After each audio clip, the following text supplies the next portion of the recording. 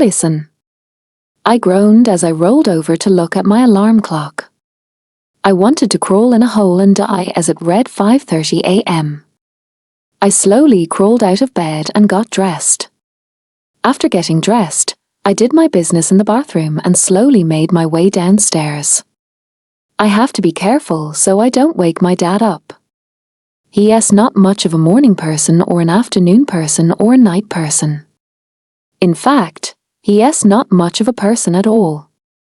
If you're asking why, I'll tell why. Ever since my mom died of brain cancer 3 years ago, my dad has been an absolute wreck. He has resorted to drinking as his only escape. And also the fact that he beats the living hell out of me every chance he gets. And if you're asking why I have to wake up at 5:30 every morning, is because I have to make him breakfast. He expects it made and ready on the table for him at 6:30 sharp. If it's not ready, well, let us just say it's not a pretty picture. I finally made it to the kitchen and quietly opened the fridge. After getting the eggs out and the oven started, I grabbed the toast and put it next to the toaster. He makes me make the same thing every morning. 3 sunny side-up eggs, 2 pieces of toast with grape jam, and 3 pieces of bacon. Oh, can't forget about the cold beer that he always wants. That man drinks about 30 beers a day. I'm not kidding. Because he only likes his beer ice cold, I take it out of the fridge as soon as I hear him take the first step on the stairs. I have to be standing off to the side right when he steps foot in the kitchen. If I'm not, either get a backhand to the face or a punch to the gut. The backhand is when he is in a good mood. I sighed as I put the toast in the toaster and cracked the eggs in the pan. Because the pan is so small, I have to do all the eggs separate.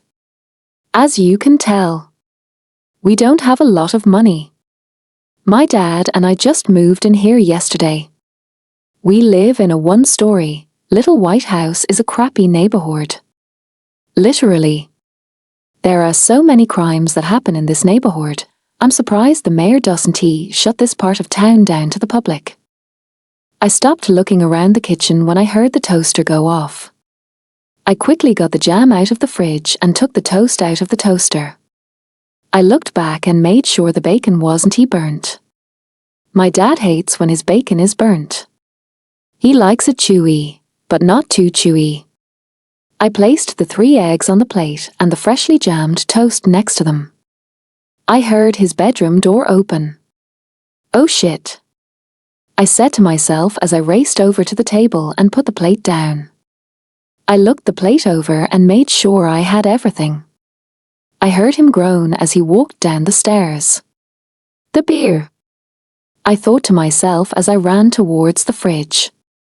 I grabbed one out of the fridge and opened the drawer where it had kept his bottle opener. I placed the beer on the counter and rummaged through the drawer. Where is it? I screamed in my head. I started to panic as I heard my dad make his way through the living room. Oh shit. I quickly grabbed the bottle and placed the cap beside counter. After I lined it up, I smacked my hand down on the cap and it popped off. Grabbing the cap and throwing it away, I placed the beer next to his plate and got in my position right as my dad walked into the kitchen. Damn, that was close. I see you managed to follow orders correctly this time. Nice. My dad mumbled as he looked at his plate, and then at me. Thank you, Dad. I said monotone. I gasped as I felt something connect with my cheek, and my head made contact with the wall. I thought I told you to never call me that again. You're such a dumb little bitch. He yelled as he stood over to me. I cradled my cheek and nodded. Sorry, sir. My dad only grunted before he turned back to the table and sat down. He was about to talk, but something caught his eye. I followed his line of sight and cringed. He was looking at the counter that I used to get the cap off his beer bottle. Why is that counter damaged? He asked me with narrow eyes. I froze. Make up a lie, Alison. I don't know, sir. I said as I got up, still holding onto my cheek. It was like that when I came down. I thought one of the movers did that. Dumbass. He growled at the counter. I thought I told them to be careful. I nodded, agreeing with him. It was always best to just agree with him. I learned that the hard way. Anyway, he said, stuffing his hand in his pocket and pulling something out. You start school tomorrow. Take this and go to the store to get whatever shit you need for school. I flinched as he threw a $10 bill at me. I picked it up from the floor. Thank you, sir. Whatever. Just get the hell out of my sight, he said as he took a sip of his beer. I put my shoes on and walked out the door. I smiled as I breathed in the fresh air. As I waited at the tiny little bus stop bench that we have, someone walked up to me. Yo. He slurred. Great. Another drunkie. Who the hell is drunk at 7:50 in the morning on a Sunday? Really, people? I kept looking forward. I didn't dare look at this man. Who knows what would happen? Hey! He yelled as he stumbled over to me. I'm talking to you. Don't answer him, Alison. Things will only go downhill from there. I looked out from the corner of my eye and I gasped. The man was now running towards me. I panicked, but stopped as the bus finally came around the corner. Come on. Can't this bus move a little faster? The bus parked right in front of me and the doors slowly opened. Screw it. I flung myself at the doors and squeezed by them, just as the drunk man got right where I was standing. You little bitch. The drunk man yelled as he banged on the doors. I sighed in relief and slid down in a seat.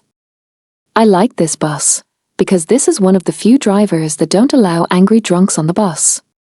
Rough day, sweetie? A gentle voice asked. I looked over and saw Rosie. I nodded with a sad smile. You can say that. Rosie lives just a block away from where I live. Her husband died years ago. She is the cutest little old lady I have ever seen. Things will get better. She smiled. Remember, the teacher is always quiet during the lesson. I scoffed. I hate to break it to you, Rosie, but I've been in this lesson for 3 years now. And I'm pretty sure I'm all alone. No teacher is gonna save me. Just give God time, dear. He has a bright future for you. Rosie smiled. I wanted to laugh. Shaw's no teeth. So I always smile when she does. She said that if her smile makes me laugh, she doesn't care if she has no teeth. Plus she says she has no use for them. She is a vegetarian, so she doesn't need teeth to eat fruit and vegetables. The bus came to a stop at the bus stop right next to Walmart. Bye, Rosie, I said, waving at her. Bye, dear. Remember, keep your chin up. She called out to me. I rolled my eyes and smiled. Typical Rosie. Where the hell are the notebooks? I asked myself as I wandered through the school sales aisle. Ever since they moved everything in Walmart, no one has been able to find stuff. I wanted to rip my hair out as I continued to look. I was about to scream when an older lady walked up to me. Are you okay? She asked, laughing. You look like you're about to rip your hair out. I sighed. I can't find the notebooks. You starting school? She asked. I nodded. I'll be a sophomore at Northwestern High. I'm starting tomorrow. Oh goody. She yelled excited. My son goes there. But why are you just starting now? It's second semester. My dad and I just moved here yesterday. I explained. Oh. Where did you guys move to? She asked. Should I tell her? Why not? It's not like I'm ever going to see her again. I live downtown. I said. Oh. That part of town. She said slowly. Why? It's a lovely neighborhood. I nodded, my voice dripping with sarcasm. She let out a small chuckle. Well, I better get going. She smiled. It was nice meeting you. You too. I said, smiling back. Oh. She said as she turned back around to look at me. The school supplies are right around the corner. I laughed. Thank you. Tommy. Boys. I heard my mom yell as she walked through the door. Come help me with the groceries, please. Coming. I yelled. Adam, which is my beater, Michael, which is my third, and I all stood up and walked the door. Thank you, Tommy. My mom smiled as she got the last bag from the car. What S for dinner? My dad asked.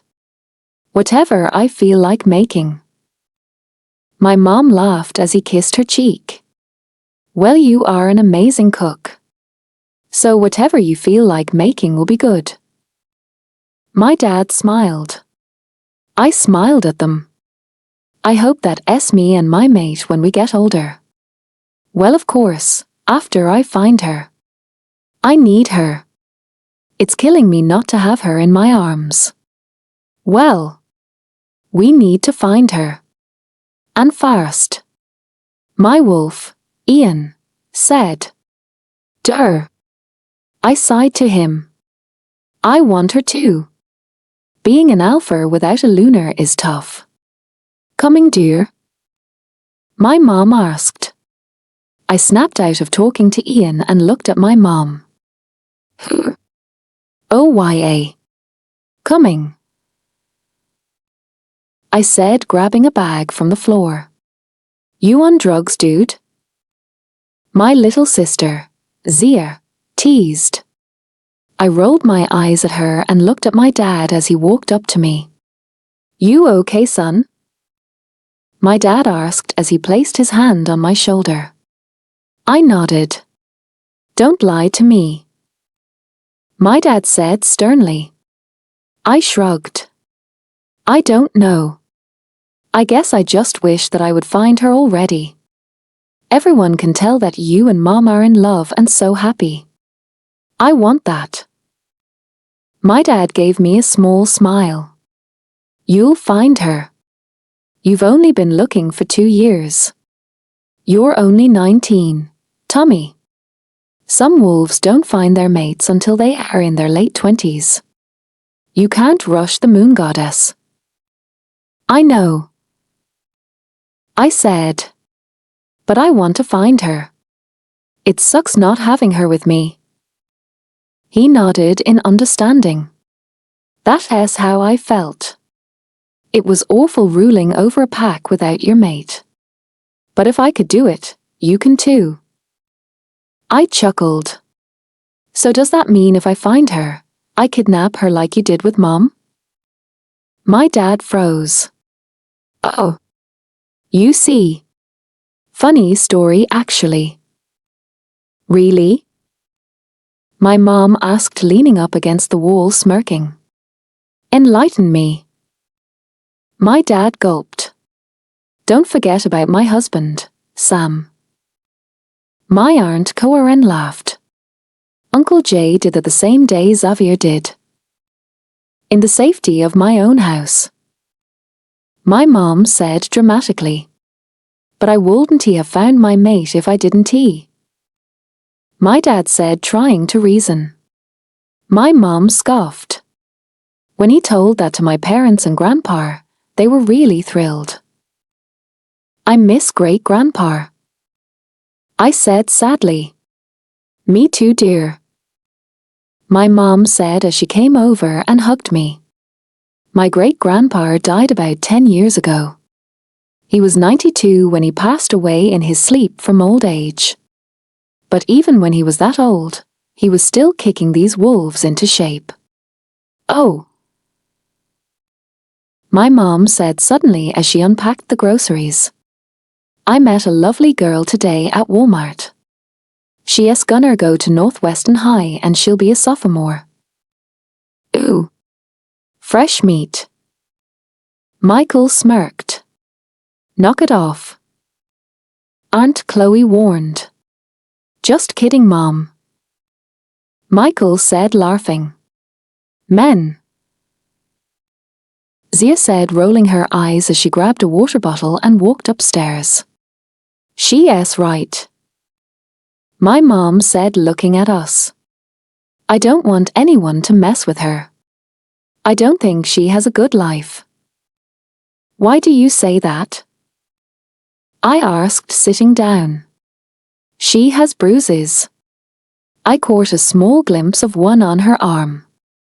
Her sleeve accidentally rolled up a little and she didn't catch it. And now that I think about it, her makeup looked a little heavy today. My mom said sadly. I want you guys to keep an eye out for her. Even though she isn't a werewolf, it's a common courtesy to look out for people. What is her name? Adam asked. My mom shrugged. I didn't ask. She looked like she was in a hurry. And judging by that bruise, I think keeping her there any longer would be a bad idea. Do you think she is being abused? Aunt Kewaren asked. Because if so, then I can go kick the bastardesses myself. I don't exactly know. It could be an accident or it could be from bullying. She did say she just moved here yesterday. Maybe she had a problem at her old school.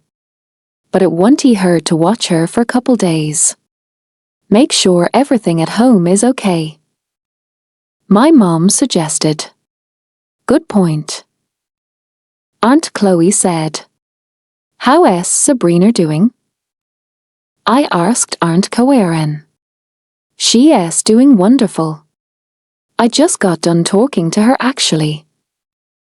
Aunt Kewaren smiled. Sabrina found her mate in another pack that is a couple hours away.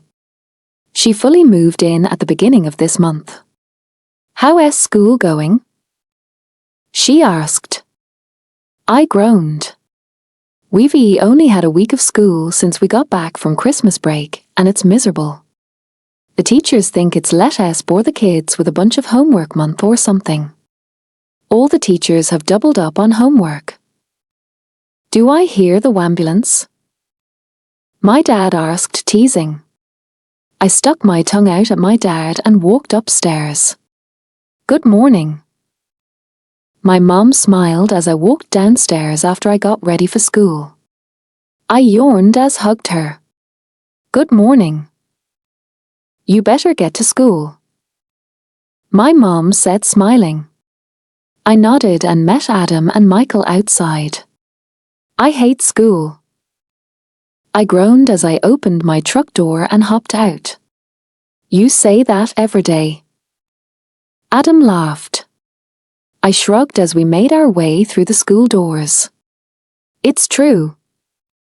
Mana Michael smirked as a girl winked at him. Being a higher up sure has its advantages. Keep your disco stick inside the case. Adam chuckled. Hey. Michael shrugged. They know what they are getting into. I don't do romance. I rolled my eyes. You don't do romance? I would never have guessed. Michael laughed as we walked down the hall. It's true. Trust me. Adam laughed. I know. Those poor girls. They aren't as innocent as you think. Michael winked. I was about to laugh, but I heard something. Hold on. I said, shushing them. Do you guys hear that? Adam and Michael stopped talking and listened carefully. Is that? Adam's voice trailed off. Is that someone crying? I ran down the hall and the crying got louder. I stopped in front of a girl's bathroom door and listened. The person crying is in there. Michael said. I swear. Adam warned. If you made a girl cry because you told her you don't romance. It wasn't me. Michael said, cutting him off. Trust me. I would never make a girl cry. Wait. I said, breathing in. I wanted to melt as I smelt watermelon and vanilla. Do you smell that? I asked, smiling. Oh? Adam asked, giving me a weird look. Michael shook his head. No. But I smell. Oh shit. I smell blood. I stood up straight as I smelt it too. Oh my gosh. I yelled as I barged through the door. Mate. Ian growled. My mate. I said, worried. Is she the one crying? Adam asked, running towards the stalls with Michael. Yes. I yelled as I reached the first stall. My mate's crying. Oh my gosh. My mate is crying. Ian whimpered. Get yourself together, man. I yelled, slamming the stall door open, breaking the lock on it. I gasped as I looked at the girl in front of me. She was sitting on the toilet, which made her dark blonde hair cover her face as she hugged her knees. Her hair looked matted and dirty, and she was really tiny. Her sleeves on her long, blue t-shirt were pulled up and you could see the bruises clear as day. But what really got my blood boiling was the fact that they were in the shape of hands. They looked fresh too. Adam and Michael came and stood by me. Oh my gosh. Adam whispered sadly as he saw her. Hey, are you okay? I asked, trying to keep my voice from cracking. She jumped in fright as she looked at me. I gasped as I saw her face. She has a huge gash on her forehead that was still bleeding, and she had a black eye. I guess we know where the blood smell was coming from. Michael said. His voice had a hint of worry. But what really got me were her eyes. They were a beautiful electric blue with tears forming in them. Ian whimpered in hurt as we looked at our mate. What happened to her? Michael asked. I don't know. I growled. But whatever happened, I'm gonna kill the son of bitch. Right there with you. Adam said, pissed. What is your name? I asked carefully as I slowly took a step closer. The little angel let out a squeak of fear, and I immediately stopped. It's okay. I said, smiling. I won't hurt you. I went to take another step, but she screamed and jumped up. I sucked in a breath when I felt the sparks when she pushed me away. I went to go after her, but Adam held me back. Let her go, man. Adam said. I know you're pissed. Hell, I am too. But she's already terrified. Don't make it worse. I sighed as I looked at the door that she just ran out of. You're right. I think that's the girl that your mom was talking about. Michael said. So she goes here. I'm sure you'll see her again. I nodded. I hope so. And when we do? Adam said, smiling. We can help her. I nodded, determined. Whoever did this has a one-way ticket to hell. Alison. Right as I opened the doors to the school, I ran straight for the bathrooms. I didn't want to risk anyone seeing me like this. I should have picked up some makeup before I came here. I sighed as I opened the stall and sat on the toilet. I felt tears slip out as I thought back to this morning. Flashback. You dips hit. My dad yelled as he backhanded me across the face. I let out a scream as my head made contact with the wall. There are only 2 eggs here.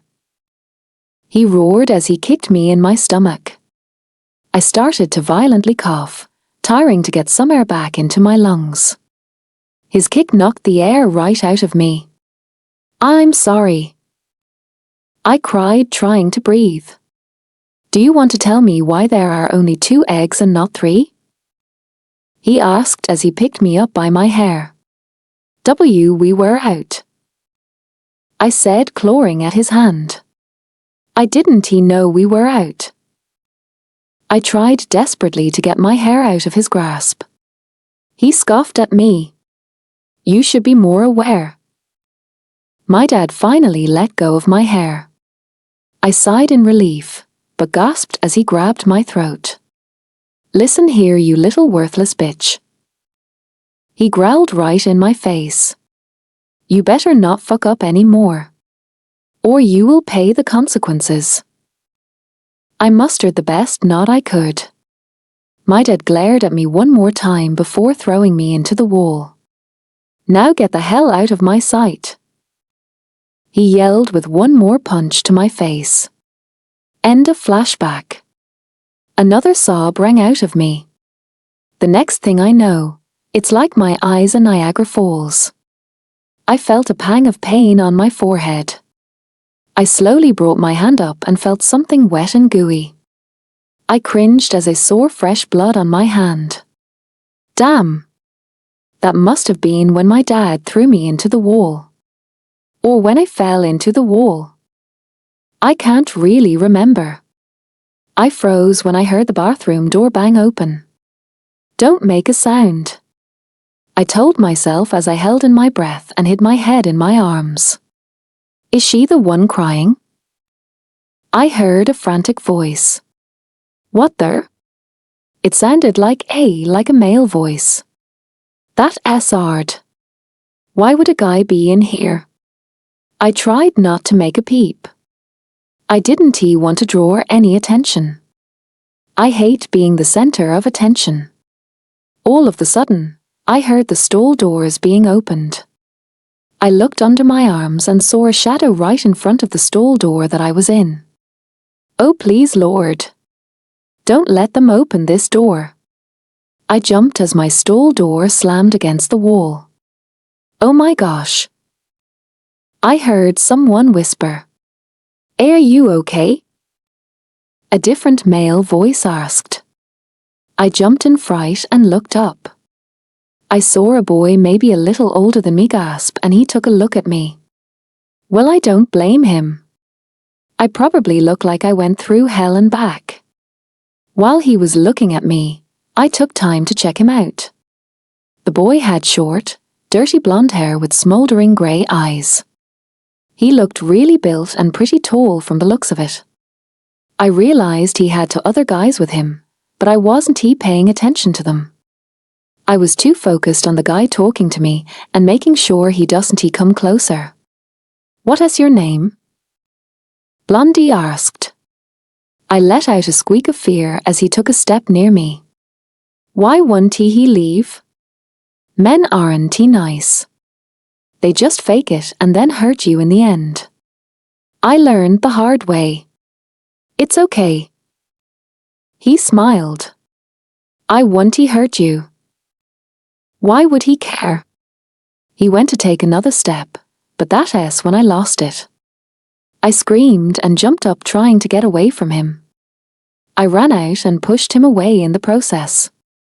What the hell? Did I just feel sparks when I touched him? I shrugged it off and ran for the bathroom door. I threw it open and ran like a bat out of hell. After I got out of the school, I decided to head for my house real quick. I looked down at my watch. 10:56 a.m. It read in silver coloring. I guess I was kinder late. Oh well. Dad is usually out until 6 o'clock doing only God knows what. He leaves every morning at 9, and doesn't he come back until supper time. But hey, I'm not complaining. Better get cleaned up before I go back to school. You must be the new sophomore. The secretary giggled. Where? Preppy much? I gave her a short nod. Okay. She smiled as she handed me a folder.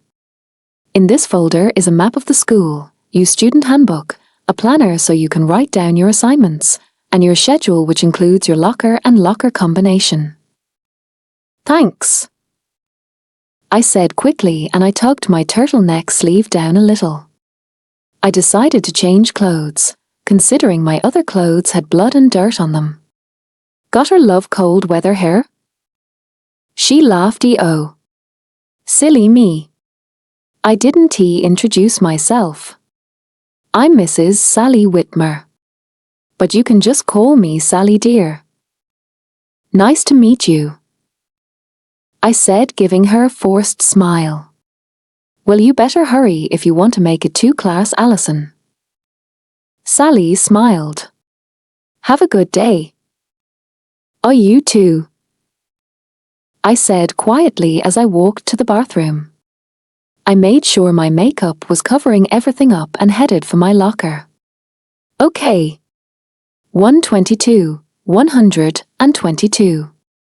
Where the hell is locker 122? I groaned in frustration as I banged my head against a locker. I flinched as I hit my cut. Shit. Probably was not a good idea. I looked at the locker that I banged my head on, and about screamed. Locker 122. Why just my luck? I looked at my schedule and put in the combo that it had on it. After grabbing my English book, I quickly and quietly made my way to class. I found the room and opened the door. I froze as about 15 pairs of eyes landed on me. I wanted to go crawl in a hole and die. The teacher smiled at me. You must be the new student. I nodded and scanned the room. Why did everyone look older than me? I looked down at my schedule and saw English 4. I gasped. Why the hell did they put me in senior English? The teacher laughed. You must be wondering why you are in senior English here? I nodded in shock. We got your grades from your last school. You are exceptionally well in English. So the principal put you in my class. The teacher beamed at me. I'm Mr. Tumpso. Why you don't come up here and introduce yourself? I gulped and made the trek towards the front of the room. I looked at Mr. Tumpso, and he gave me an encouraging smile. I groaned and slowly turned around to face everyone. But 3 faces stood out to me. I gasped as I saw the 3 boys that barged into the bathroom and found me this morning. Blondie leaned back in his chair and gave me a warm smile, while the other 2 gave me small smiles. You have got to be kidding me. Can this get any worse? I said, trying to find words. I'm Allison Knight. And I just moved here the other day. Blondie raised his hand. I looked at him and waited for him to ask me something. Where did you live before? He asked with that same warm smile. Seriously? What is his deal? I lived in Virginia. I answered quietly. Are your parents in the military? He asked. How the hell did he hear me? I said my answer really quietly. Oh, YYA. I lied. My dad is in the military. What branch? The brown-haired guy that sits next to Blondie asked. He was one of the three that busted into the bathroom with Blondie. The army. I lied again. Years of practice really pays off, I guess. That's amazing. A girl up front said. My dad's in the army too. I gave her a small smile before picking up my bag. Well, it's nice to meet you, Allison. Mr. Thompson smiled. Why don't you take a seat? There is an open desk in front of Tommy. Tommy, please raise your hand. Remember how I said it couldn't get any worse? Well, Blondie is actually Tommy. And guess who gets to sit right in front of him? That's right. Me. I sat down and got my notebook out as Mr. Thompson started talking about whatever he was before. I jumped as I felt someone tap my shoulder. I turned around slightly and saw Tommy leaning forward, looking straight at me. Why were you crying this morning? He asked carefully. Are you okay? I looked over and saw brown-haired guy and shaggy blonde-haired guy looking at me worriedly. Man. These guys want to give me a break. No reason. I said all too quickly. Tommy went to open his mouth, but the teacher cut him off. And now? Mr. Thompson smiled. You guys are gonna do an English project. The entire class groaned and Mr. Thompson laughed. Oh, it's not that bad. You guys will get partners. He was cut off by the class cheering. You and your partner are going to write a 10-page paper about an author or a playwright or whatever. He can be an old author from many years ago, or you can write about an author in this time period. Now I'm gonna read off the list. What if I get someone stupid? Shaggy blonde-haired boy whined. Michael Trone. Mr. Thompson said as he looked at the list. Please. Shaggy blonde-haired boy, or I should soar Michael, whispered. You will be paired with Adam Stun. Mr. Thompson said. And I'm paired with someone stupid. Michael sighed. Hey. Brown-haired guy said. Well, he must be Adam then. Just messing with you, bro. Michael smirked. Allison Knight. Mr. Thompson's voice trailed off as his eyes glossed over. Oh, please, Lord. Anyone but. Tommy Slade. Mr. Thompson finished as his eyes went back to normal. Okay. That was weird. Oh well. I was too focused on the fact that he said the name that I didn't want to hear. I zoned out as he read off the rest of the partners. Just my freaking luck. Now it can't get any worse. I jumped again as I felt someone tap my shoulder. I swiveled in my chair and saw Tommy smiling at me. Hey, partner. He laughed. Just. My. Luck. Allison. Once the bell rang, I was out of there.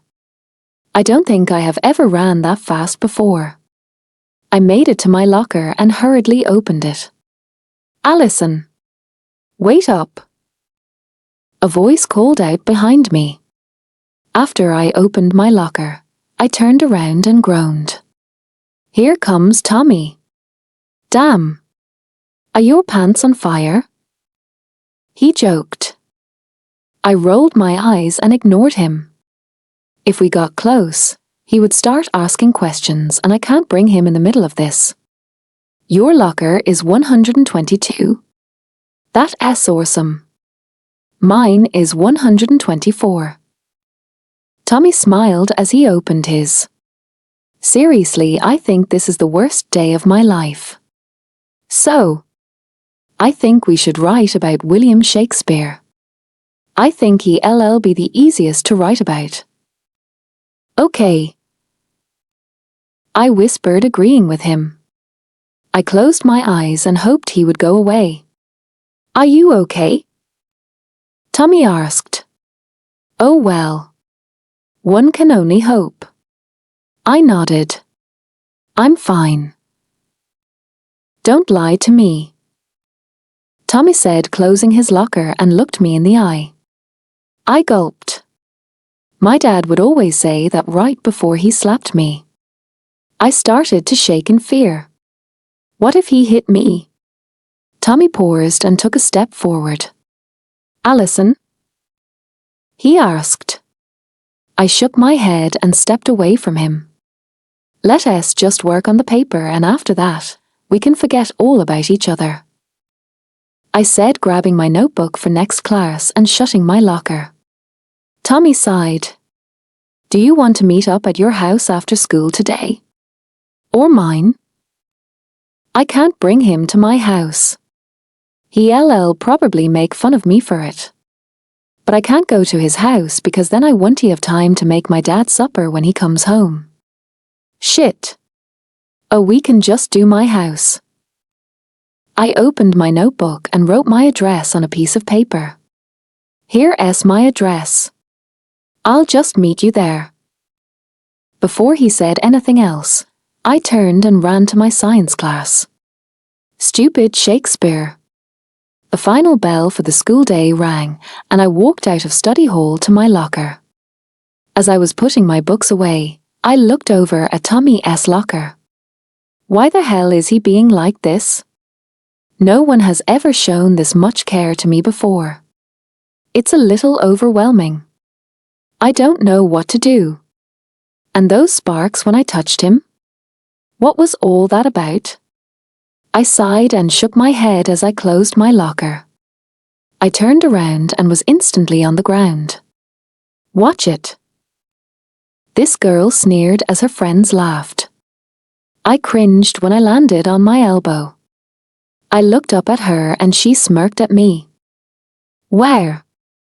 Nice outfit. She teased. Guess shopping in dumpsters is the new trend. Her and her friends walked off laughing, and I gathered up my books. Got her love school right? Are you okay? I jumped at the voice and looked up. I think his name was Michael.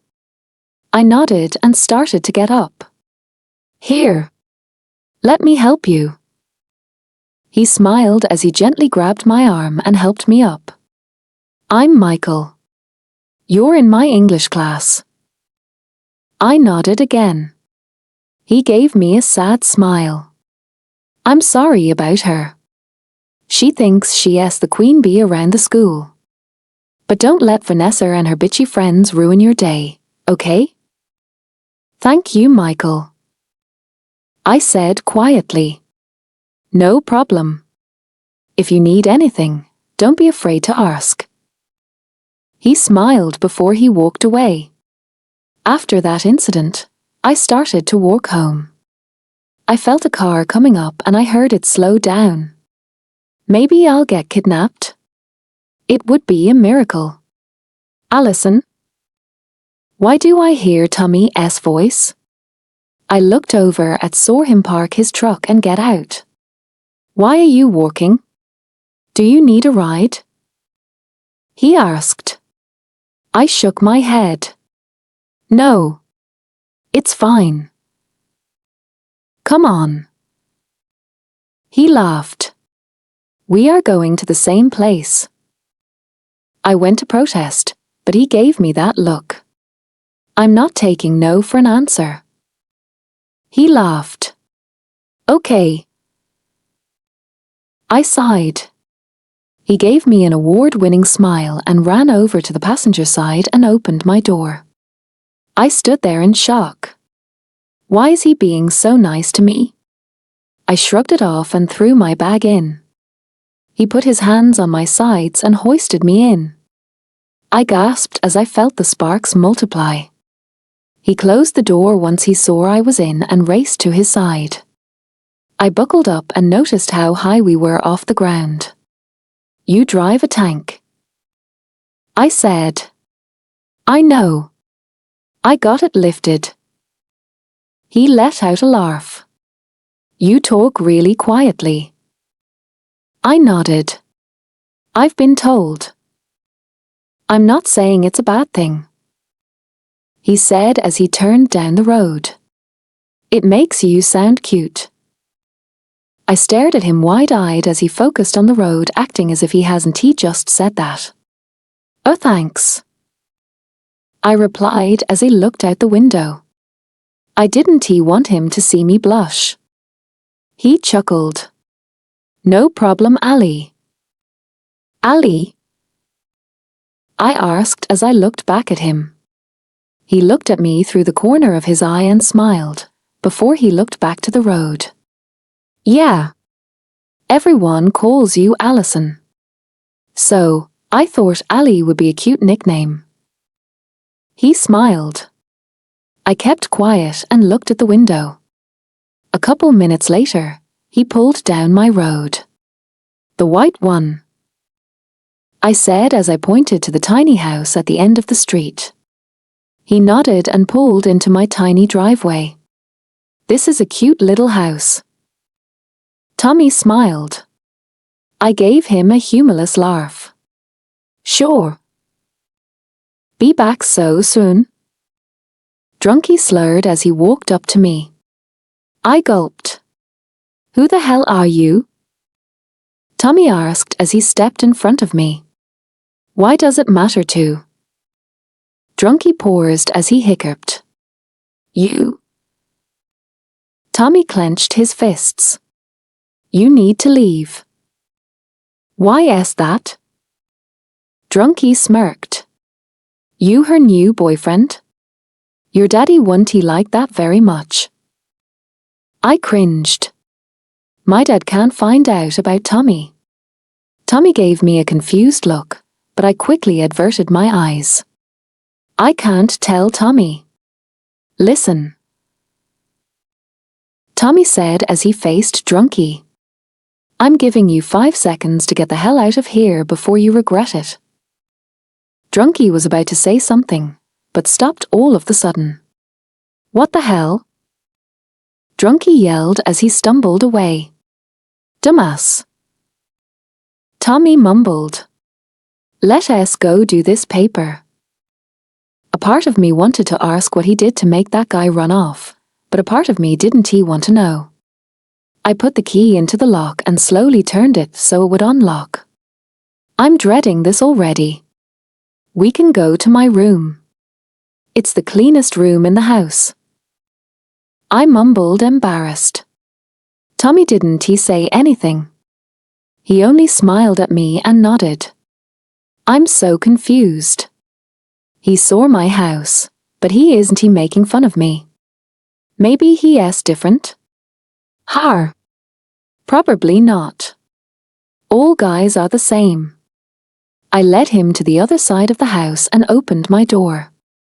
I was met with my made bed and baby blue walls. This is a nice room. Tommy smiled as he stood by my bed. It suits you. I studied him as he looked around my room with a small smile. He is so tall, his head is almost touching my ceiling. Should we get started? Tommy asked, looking at me. I snapped out of my thoughts and looked at him. Him? Oh yeah. Let us start, I said as I sat on my bed.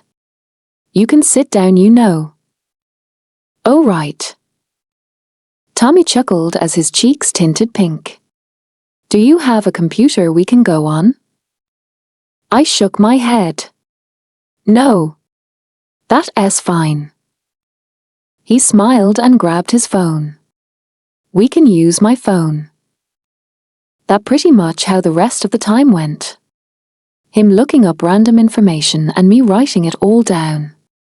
I hated to admit it, but I was actually having fun. I don't know why, but I enjoyed being with him.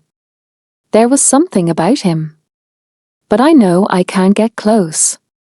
He'll end up hurting me somehow. I almost screamed in fear when I looked at my tiny alarm clock. 5:27 p.m. Dad is gonna be home at 6. Why you need to leave Tommy? I yelled as I gathered all of Tommy's things and shoved them in his arms. I ran out of my room and straight to the kitchen. I need to get his dinner made before he comes home. What is going on? Tommy asked as he set his notebook down on the kitchen table. Didn't he really pay attention to what he was doing, because I was too focused on tiring not to get killed. Nothing, I said as I got some meat out of the freezer. You just need to get out of here. Why? Tommy asked, narrowing his eyes at me. Is it your dad? Mom? I closed my eyes to stop the tears from flowing when he said Mom. It's nothing. I yelled at him. Please. Just leave. I'll see you at school tomorrow. I watched as he continued to stare at me before he grunted and stormed out of my house. I rested my forehead against the fridge and took deep breaths. After a while, I finally got my dad's dinner done. I heard the front door open just as I put his beer on the table. Perfect timing, I guess. Looks good for once. My dad mumbled. Great. He's already drunk. I nodded as I watched his drunk self went to take a bite. But right before the fork went into his mouth, he paused. Everything okay, sir? I asked, confused. I made the pork chop just the way he likes it, and I even made mashed potatoes. So why didn't he understand what was wrong? Whose fucking notebook is this? My dad yelled as he picked it up. I gulped as I saw Tommy's name at the top. Well shit. Tommy. I watched as her hands trembled as she unlocked her front door. I don't know what she is scared about. I mean, I sent that drunk guy running. With the help of yours truly. Ian laughed. Who knew making your eyes glow could send a grown man running for the hills? I laughed with him. He was such a wimp. And if he thinks that he can touch Ali, he's got another thing coming. Ian growled. Right when I walked in her house, my eyes went wide. I took in the sight of beer bottles scattered everywhere. There were a couple dents in the wall, and I saw a red line of the door frame. That's fucking blood. Ian growled. And I know whose blood. Alison S. I gasped. That's how she got the cut on her forehead. We can go to my room. It's the cleanest room in the house. Alison said as she brought me out of my thoughts. I nodded and followed her to the other side of the house, trying to step of the various beer bottles. This is a nice room. I smiled at her as I looked around at the baby blue walls. It suits you. I could feel her studying me. You should jump up. Ian laughed. No. I chuckled. I'll hit my head. I know. You're an ass, Ian. I mumbled. Alison and I started to work on the paper for a while before I had to leave. I parked down the road, making sure I could still see her house, and sat in my truck. Beer bottles everywhere. She has bruises. There is her blood on the door frame. None of this looks good. And then she kicked me out like if I stayed any longer something bad was gonna happen. I need to check everything out soon. More like now. Ian growled. I sighed and turned the engine on and was about to put it in drive, but stopped once I saw a silver car pull into the driveway. A guy with grey hair got out and stumbled towards the door. They both have the same blue eyes. Probably her dad. Ian said. I agree. But something is off about him. I said to Ian as I watched the guy fumble with the doorknob and walk in. I sighed and put my truck into drive and headed down the road to my house. Shit. I forgot my notebook at her house. Oh well. I'll just get it tomorrow when I come over for our paper. Adam, Michael? I asked through the link as I watched her dad stumbled in through the front door and close it. What up, man? Adam asked. Everything okay? Michael asked, worried. We need to keep an eye on Allison. I said. Sure thing. But how come? Adam asked. I don't know yet. But I just saw her dad. He's not good. And there is some of her blood on a door frame. I explained. That's why she had a cut on her forehead. Michael said as he remembered. Exactly. We need to keep an eye on her. We need patrol to stay by her house. I said. I want her as safe as possible. Allison. I stood frozen as I watched him stand up with Tommy's notebook. I asked you a question. I expect you to fucking answer. My dad yelled as he clutched it even harder. I can explain. I stuttered as I backed away from him. Oh really? My dad asked, giving me a menacing laugh. Then you better start explaining. It's AG guy in my English class. W we had to do a paper. H he is my partner. I said, trying to be calm. You expect me to believe that?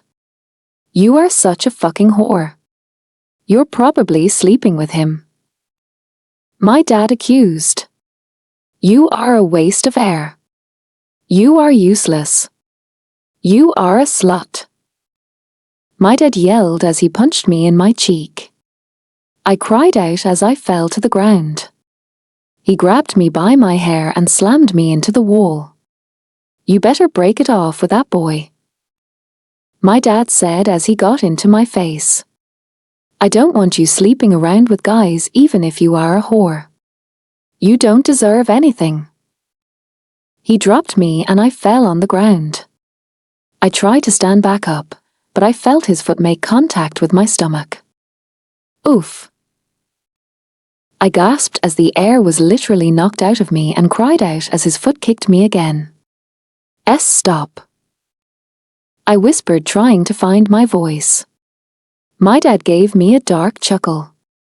Stop? You want me to stop? He scoffed and grabbed my arm. The next thing I know, I was flung across the kitchen and hit the wall. I groaned as I slowly slid down onto the floor, and I heard his footsteps get closer to me. Still not showing any mercy, he grabbed my neck and brought me close to his face. If I ever see you with a boy, you won't fucking be around any longer. My dad promised. I tried not to gag as I smelt the alcohol and cigarette smoke on his breath. Do I make myself fucking clear? He asked as he gripped my neck hard. I clawed at his hands as I felt my airways start to close. I said, Do I make myself clear? He asked, gritting his teeth together. Why, yes, sir. I rasped, trying to free myself. Good. He yelled as he threw me on the ground. I'm going out with the guys. I will be back whenever. But there better be my fucking breakfast on the table tomorrow morning. I watched as he grabbed his coat and stormed out the house. I heard his car engine start and I slowly pulled myself on the counter and watched as he drove off down the street. When I finally got myself fully up, I took a step and my legs gave out. I fell down the ground and curled up into a ball. I started to cry. I cried about how my mum died. I cried about how no one loves me. I cried about everything. I hated this life. I just wanted to leave. Why me?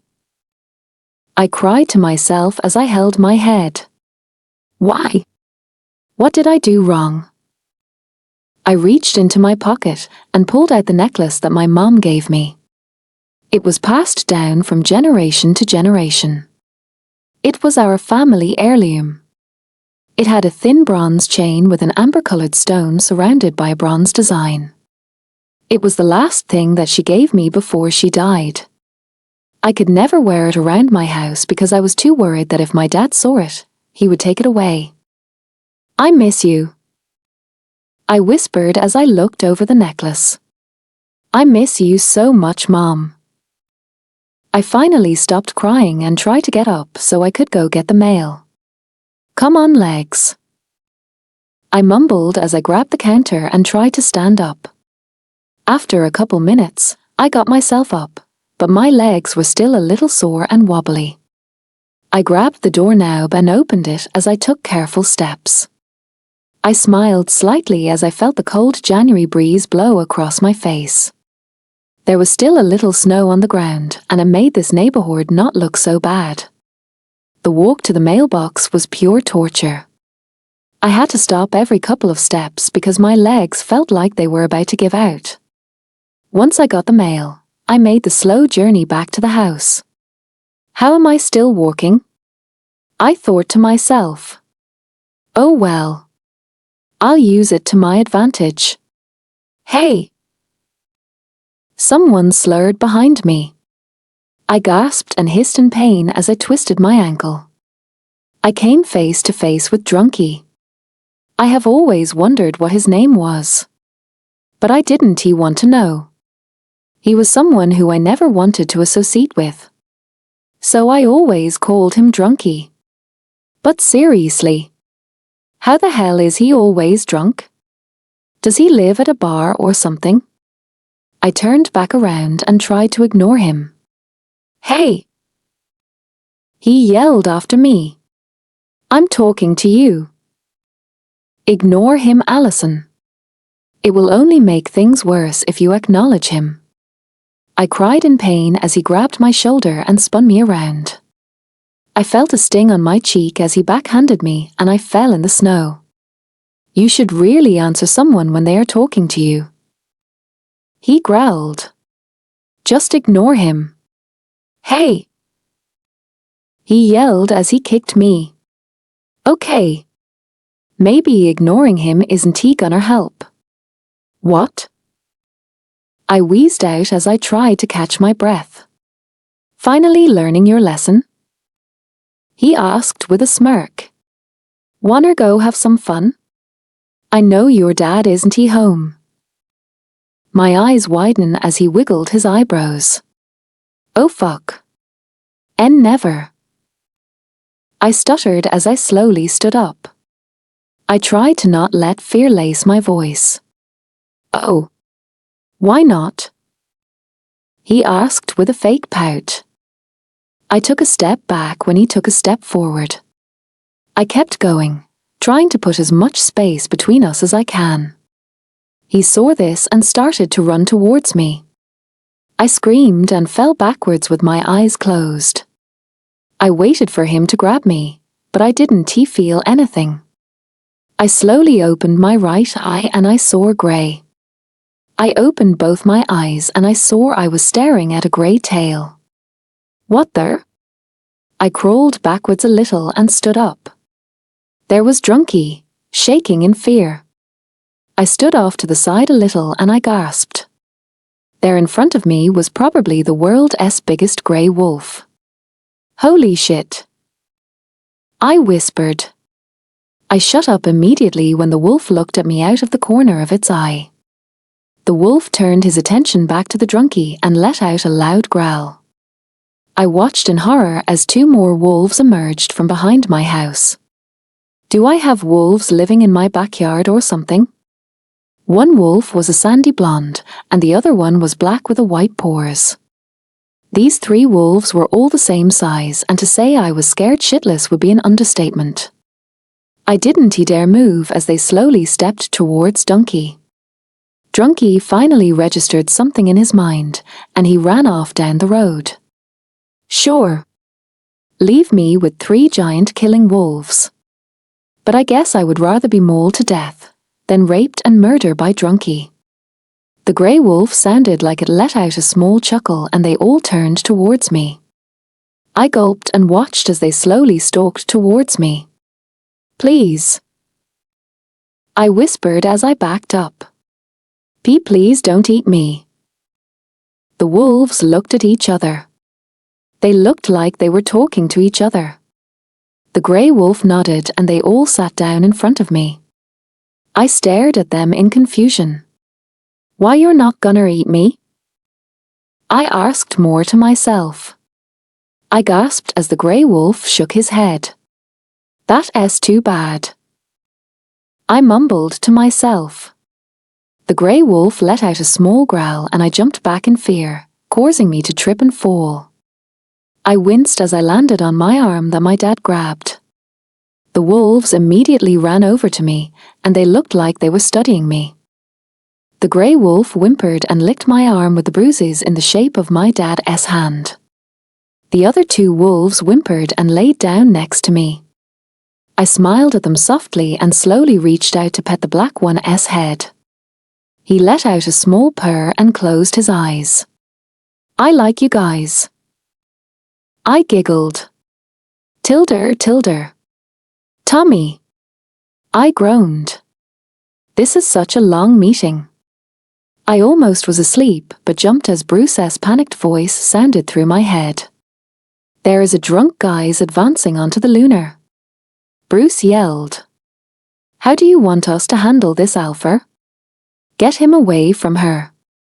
I linked him back. Just scare him. We don't want to have police involved with a wolf killing a human. Okay, Alpha. Bruce said. I growled lowly as I clenched my fist under the table. This stupid meeting. If I didn't have to stay, then I would be over at Allison's house in a heartbeat. Alpha. Max linked me. She has bruises everywhere. And she has handprints on her neck and arm. This time I didn't stop myself from growling. I thought I told you to make sure she didn't get touched. I yelled in my Alpha voice.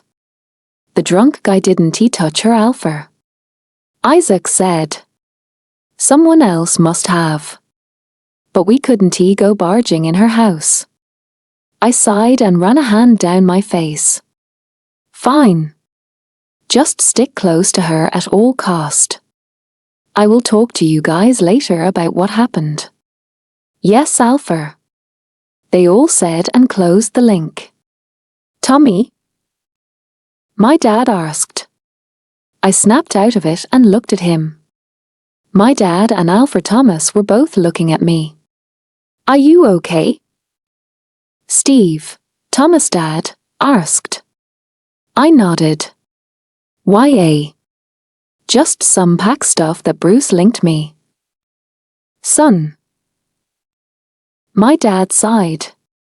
I know you're lying. You've been acting strange ever since you came home from school the other day. What's up? Nothing. I lied.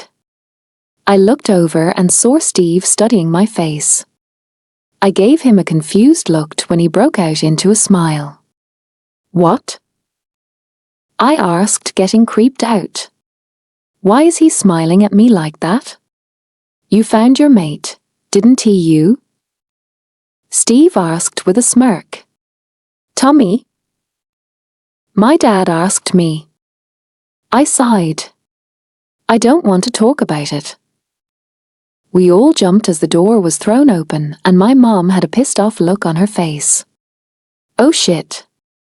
You found your mate and you didn't tell me. My mom growled at me. For a human, she can growl pretty well. And it's scary as hell. How did you hear that? I asked. The walls are soundproof. I opened the door to ask if you guys wanted anything to drink, and I heard that part of the conversation. She said as she crossed her arms. I sighed. Just great. Tommy. My mom said as she sat next to my dad after she closed the door. Why didn't you tell us?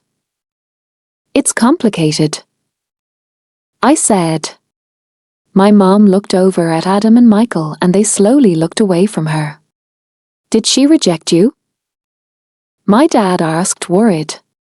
I shook my head. No. But she's human. So? My mom defended. Humans can make great mates. We can kick ass. My dad chuckled. I know that. And there is nothing wrong with having a human mate. Steve laughed. Tell me about it. I lost count on how many times my most fierce warrior wolves have cowered away from my mom. Thomas laughed.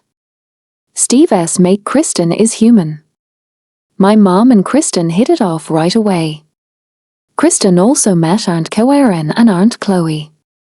All four of them were joined at the hip. Then what's wrong? My mom asked as she looked at me. Remember that girl that you ran into at Walmart? I asked when she nodded. That's my mate. And she is being abused. Everyone gasped and looked at me with sad eyes. What? My dad asked, shocked. Bruce found her almost taken by a drunk guy. That's why I was angry before. He told me that she has handprint marks on her neck and arms. And she has bruises all over. I said, what are you gonna do? My mom asked. I don't know. I admitted. Allison. I sighed in relief as I stepped foot into school. No matter how much I hate school, this place is a lot better than my house. I shivered in fear as I realized how my sperm donor, I don't call him dad anymore. He lost that title reacted when he saw Tommy's notebook. I sighed and walked to my locker. I need to think of a way to finish this project. I'll just tell Tommy that I can do it all. That way, the sperm donor won't see us together. It's genius. I smiled slightly as I thought about my idea and grabbed my English book. What are you smiling about? A voice laughed. I jumped and dropped my book. I turned to see Tommy give me a confused look and bend down to pick up my book. Thanks. I mumbled as I grabbed it and brought it to my chest. Oh. I have your notebook. I put my book under my arm, ignoring my ribs screaming at me in pain. I unzipped my book bag and pulled out the notebook. Here. I said, handing it to him and zipping my book bag back up. Thanks. Tommy smiled as he grabbed my notebook. Listen. About the paper, I was thinking that you can come over to M. I cut Tommy off before he had a chance to finish that sentence. I think it would be best if we just stopped with this. I said, motioning between us. I will just finish the paper and put both of our names on it.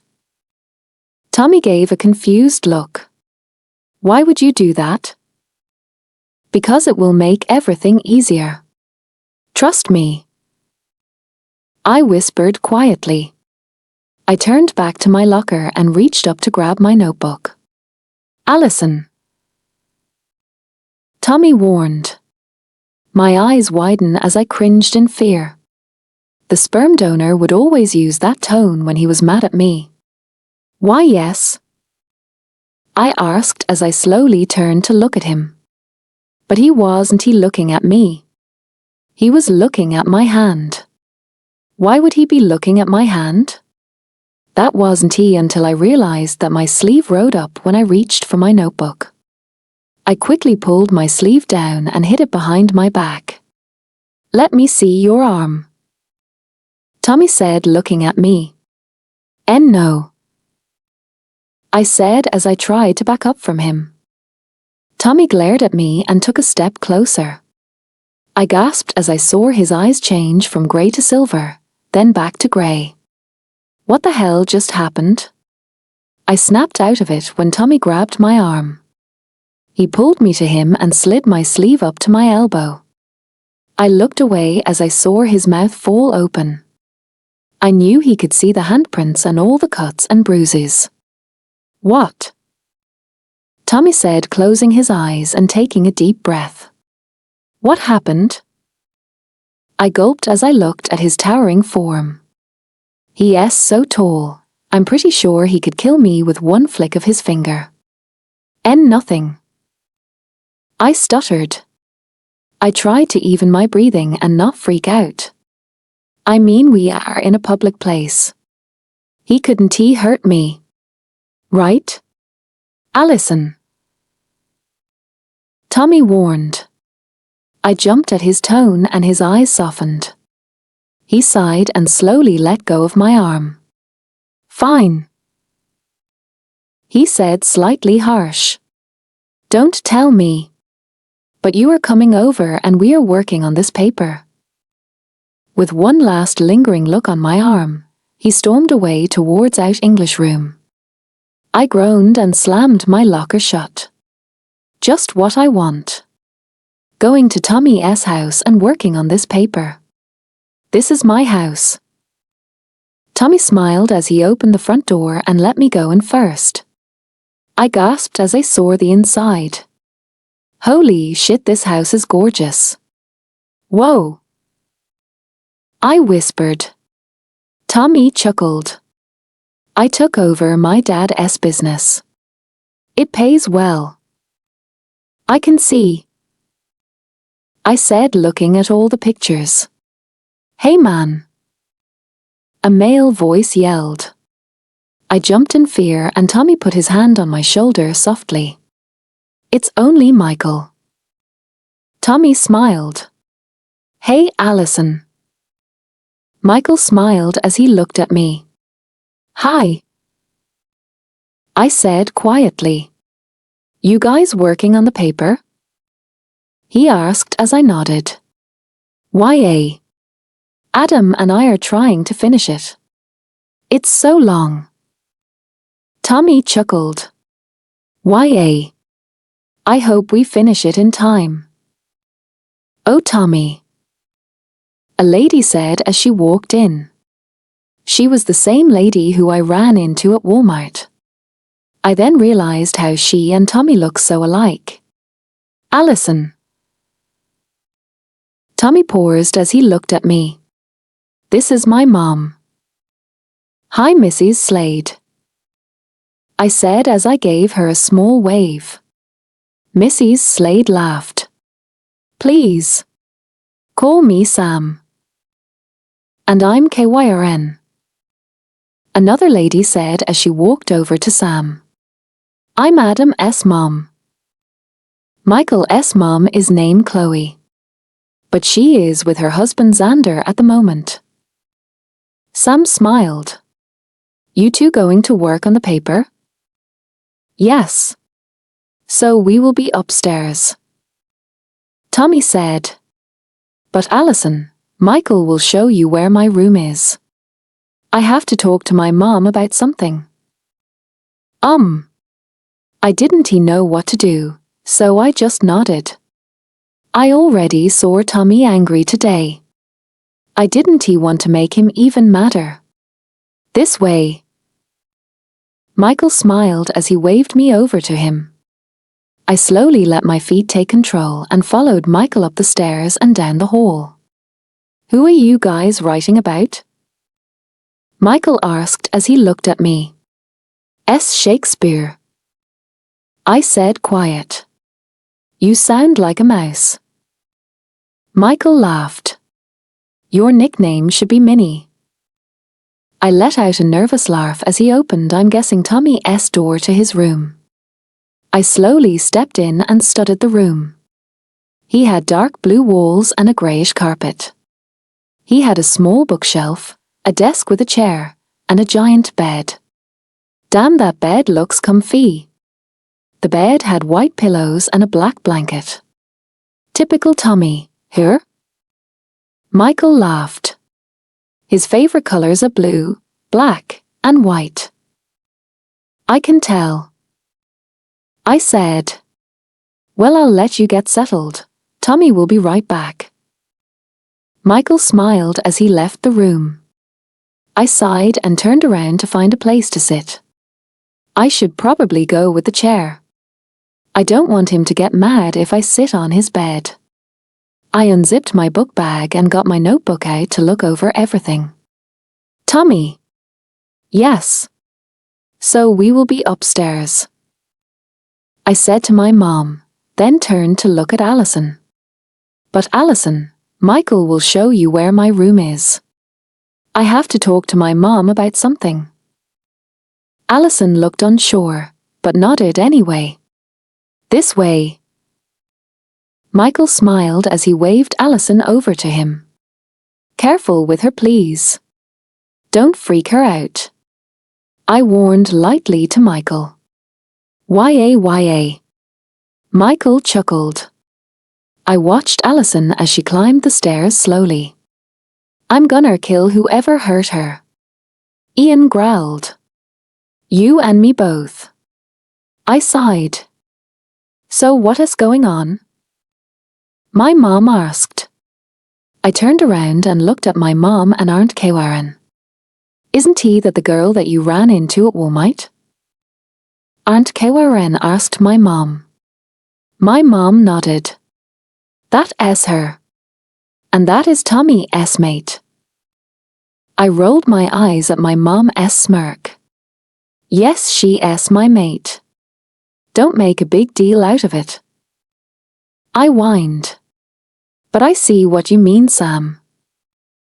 Aunt Kewaren said. I can see the outline of the bruises under her makeup. She did a good job covering it up. But with advancing eyesight, you can still see them. I nodded. It sucks seeing them and knowing that I don't know who is causing it. And she has more on her arms. Her sleeve rode up today when she was reaching for her notebook. The handprints on her arms were clear as day. My mom and Aunt Kewaren gasped. I had a suspicion she was being abused by the way she acted at Walmart. But I didn't think it was this bad. My mom said sadly. And Bruce, Max, and Isaac stopped a drunk guy from hurting her. I need to get the whole story from them. I growled. But I saw her dad the other day. Her dad? Sam asked. I nodded. He gives me a bad vibe. And he was absolutely drunk when he came home. He barely opened the door. Aunt Kewaren made a disgusted face. You. I don't like him already. I nodded. I couldn't agree with you more. I have Bruce, Isaac, and Max patrolling her house. I want to look into her dad though. I want to see what I can find. My mom nodded. That might be a good idea. Your father and I can do that. I smiled in relief. Thanks, Mom. Of course, baby. She smiled. Baby? Really? I asked, laughing. What? She laughed. You are my baby. You. I chuckled as I walked upstairs to go to my room. I'm dreading this paper. Yes. But at least we are with our mate. Ian pointed out. That is because I told the teacher to pair us with her. I laughed. Good. Because if you didn't, I would have. Ian laughed. I rolled my eyes at him and walked into my room. Alison. I groaned as I tuned to type words. It's been a week since we first got assigned the paper, and I'm pretty sure my finger's about to fall off from typing so much. I decided to skip lunch today so I can finish the paper. If I finish it before lunch ends, then I won't have to go to Tommy's house. Which is good, because the sperm donor is starting to get a little suspicious. He came home early yesterday. Luckily, I left a little early from Tommy S so I could start dinner. He walked in right as I started to cook. He only stared at me and then walked upstairs saying to tell him when dinner was ready. I was shocked to see him get home so early, and I'm pretty sure he thought something was up with me. But luckily he didn't say anything about it. I sighed as I started the last page of this paper. I looked at the clock on the computer and cussed. Only 10 more minutes. It's like fate wants me to not finish the paper. I grumbled to myself as I started to furiously type words. Must. Finish. Paper. I said, sticking my tongue out as I tried to concentrate. With 4 minutes left, I was on my last paragraph. I clicked the save button and put my hands back on the keyboard. Be a shame if someone were to unplug the computer. A bitchy voice said right as the computer screen went black. I gasped as I started at the black screen. Welp. Good thing I saved it. I thought to myself. I looked up and saw the 3 girls from other day. What did Michael say her name was? Oh right. Vanessa. Her 2 friends started to snicker and Vanessa waved the cord in front of my face. Just how I want my day to go. Can I please have the cord back? I asked. Vanessa laughed. Or. Hear that? She said please. I bit my lip to stop the tears from falling.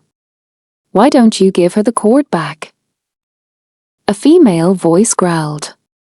Vanessa quickly turned around and glared at the girl. I looked around Vanessa and saw the girl. She had brown eyes and beautiful wavy brown hair. She looked to be a little taller than me and she looked like she worked out. She was built. Vanessa rolled her eyes. And why would I do that? Vanessa sneered. The girl smirked as she stepped closer. Because you and I both know that I would kick your ass. So I suggest you give the girl the cord back before I break your body. How about that? The girl said as she glared at Vanessa. Holy shit. This is one girl that I don't want to piss off. Vanessa huffed and threw the cord on the ground. Whatever. Let us go, girls. Vanessa said as she walked towards the library doors. The brown-haired girl rolled her eyes and picked up the cord. Here you go.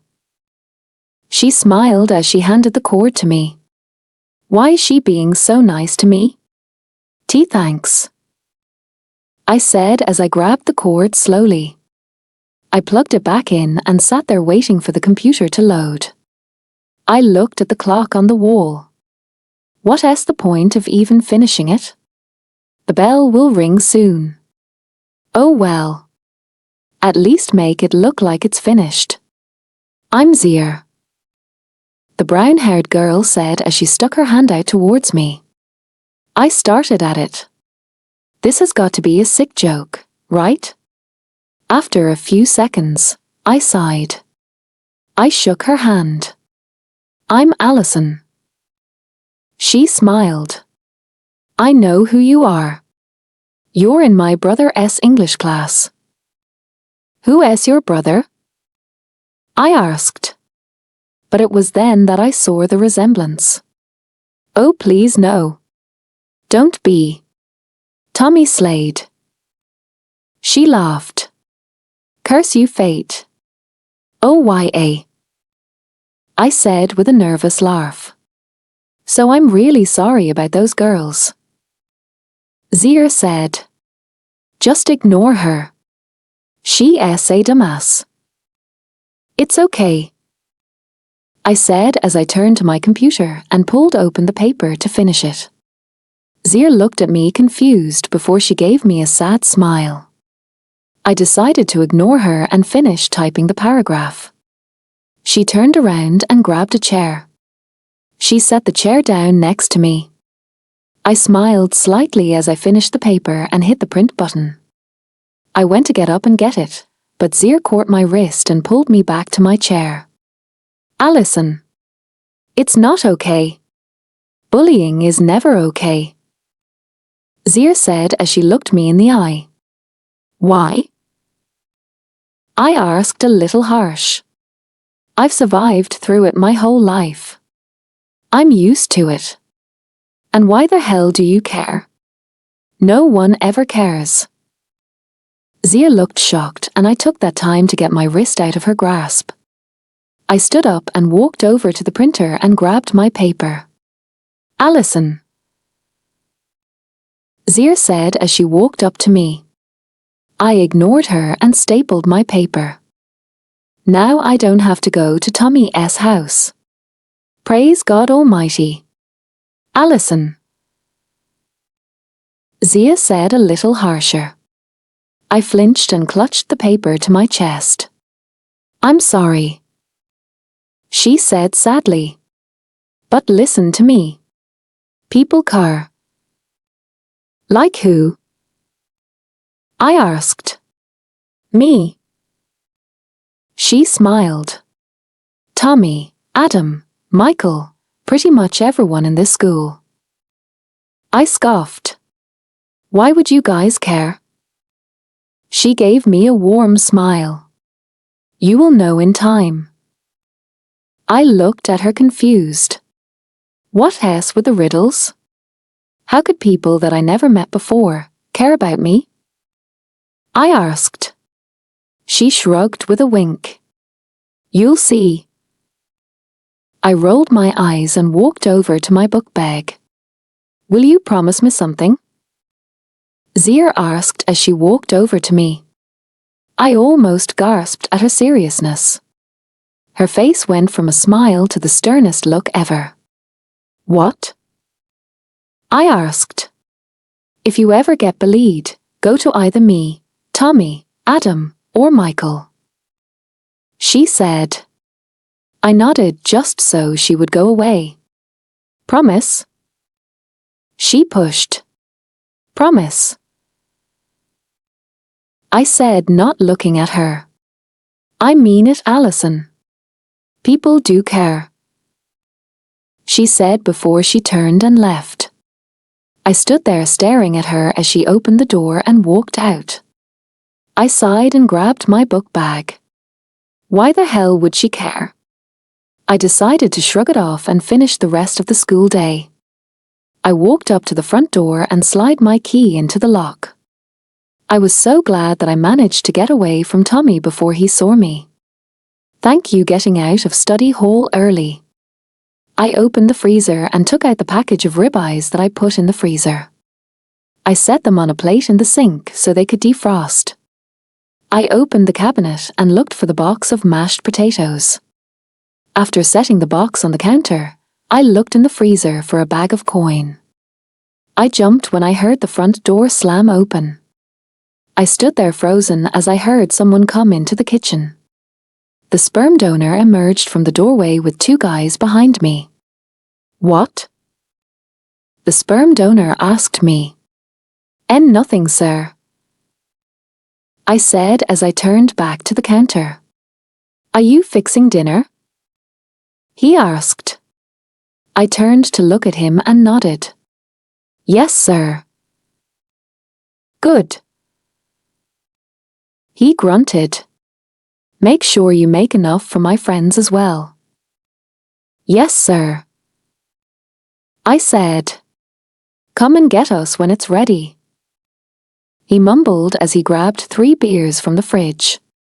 He handed them to his friends and walked towards his room. I looked at his 2 friends. The one behind him had black short hair and dull brown eyes. He was kinder tall and a little built. The other one had greasy red hair and blue eyes. He had the same figure as the one with the black hairs. Red-haired guy looked me up and down and winked at me before he followed my dad. I cringed in disgust. Well, that was gross. I turned back to the cabinet and got out another box of mashed potatoes. I groaned as I realized that I need to go shopping soon. I hated asking the man for money for food. He would barely give me any money and I'm always scared to ask him. He thinks I'm gonna book it if he gives me too much, so he gives me enough money for a couple of days. Then I have to go shopping again later. I started the stove and put some water into the pot. I put the pot on the stove. While I waited for the water to boil, I placed the tiny pan on the stove and heated up that side of the stove. After the food was finished cooking, I placed all the plates of food on the table. I grabbed 3 more beers out of the fridge and grabbed the bottle opener out of the drawer. I got the caps off and placed them next to the plates. Time to go get the sperm donor and his gross friends. I thought to myself. After walking into the living room, I stood in front of his bedroom door. I went to raise my fist to knock, but stopped when I heard them whispering. "So what are we gonna do, Gideon?" A man asked. I heard the sperm donor sigh. "I don't know. We need to block them off." "Would that work?" I heard another man asked. "I'm not sure. But it's worth a shot." Sperm donor said. "Might as well just call him Gideon now, I guess." "Well, it might." The same voice said. "That way they can't run off. If we call the rest of the crew tomorrow, then we will be able to block even more off." Block what off? And what crew? I decided I should knock before they realized that I was eavesdropping. "Sir?" I asked as I knocked on the door. "What?" Gideon said as he flung the door open. "Dinner is ready for you guys, sir," I said as I walked to the kitchen. "Good," I heard Gideon say as he followed me. They took their seats and I grabbed an apple and my book bag before walking to my bedroom. I quietly closed the door and fell on my bed. Today has been so weird. "Alison, the papers are looking excellent." Mr. Thompson smiled as all the pairs handed him their papers. "Thank you, Alison." I gave him a small smile as he took my paper. I slowly walked back to my seat with my head down, so I wouldn't make eye contact with anyone. I stopped once I saw a hand in front of me. I gulped when I saw Vanessa and her friends glaring at me. "Stay away from Tommy." Vanessa sneered. "He's mine." I nodded and walked quicker to my seat as I heard them snicker. "Finally," I thought to myself as I sat down. I jumped as I felt someone tap my shoulder. "Alison." Tommy's voice sounded through my ears. I cringed in fear. He sounded mad. I slowly turned around and met his angry eyes. "Hi," I said, giving him a small wave. "Where the hell were you yesterday at school?" he asked, clenching his fists. I gulped as I saw his knuckles turn white. I finished the paper." I whispered. "You could have told me. I was worried sick when you didn't show up." Tommy sighed. I mentally sighed in relief when he unclenched his fists. Sorry," I said, hanging my head down and looked away from him. I flinched again as I felt sparks on my chin. I watched as Tommy lifted my head up and gave me a smile. "Why are you sorry?" He chuckled as he moved his hand to my cheek. "You don't have to be sorry. I'm sorry for yelling at you." I watched amazed as he admitted he was sorry. No one has ever said sorry to me. Tommy was the first person to ever say it. Gideon always made it seem like it was my fault, and if I didn't say I was sorry, he would beat me until it came out. "Alison?" Tommy asked, waving a hand in front of my face. I snapped out of it and looked at his worried face. "Here." "Oh, right. Oh, sorry." I stammered. The bell finally rung, and I was out of my seat like my life depended on it. "Wait!" Tommy yelled as I ran out of the room with my book bag. I looked over my shoulder and saw Tommy trying to get around people. I kept running and saw the girls' bathroom up ahead. Pushing the door open, I smiled as I leaned back against it. This should keep him out. I nearly jumped out of my skin when I heard pounding on the door. "Alison, open up." Tommy growled as he continued to pound on the door. "Do you really think I want to go in there?" "Because I will." Drat, there goes that idea. I sighed and pushed myself off the door. The door immediately opened, and a pissed-off Tommy stood there with a worried-looking Adam and Michael. "What the hell was that?" Tommy asked as he walked in here. I gulped and backed up in fear. "Don't ever try to pull something like that again." He growled as he narrowed his eyes at me. I flinched and fell to the ground with my hands in front of my face. "I'm sorry," I cried as I started to shake. "Please don't hit me." "Tommy!" I heard someone yell. "Knock it off. You're scaring her." Alison?" Tommy asked as he touched my hand. I flinched and tried to scoot back farther into the wall. He sighed and I felt him wrap his hands around my arms and pull me up.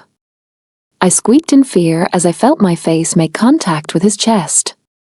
"I'm sorry," he said as he kissed my head.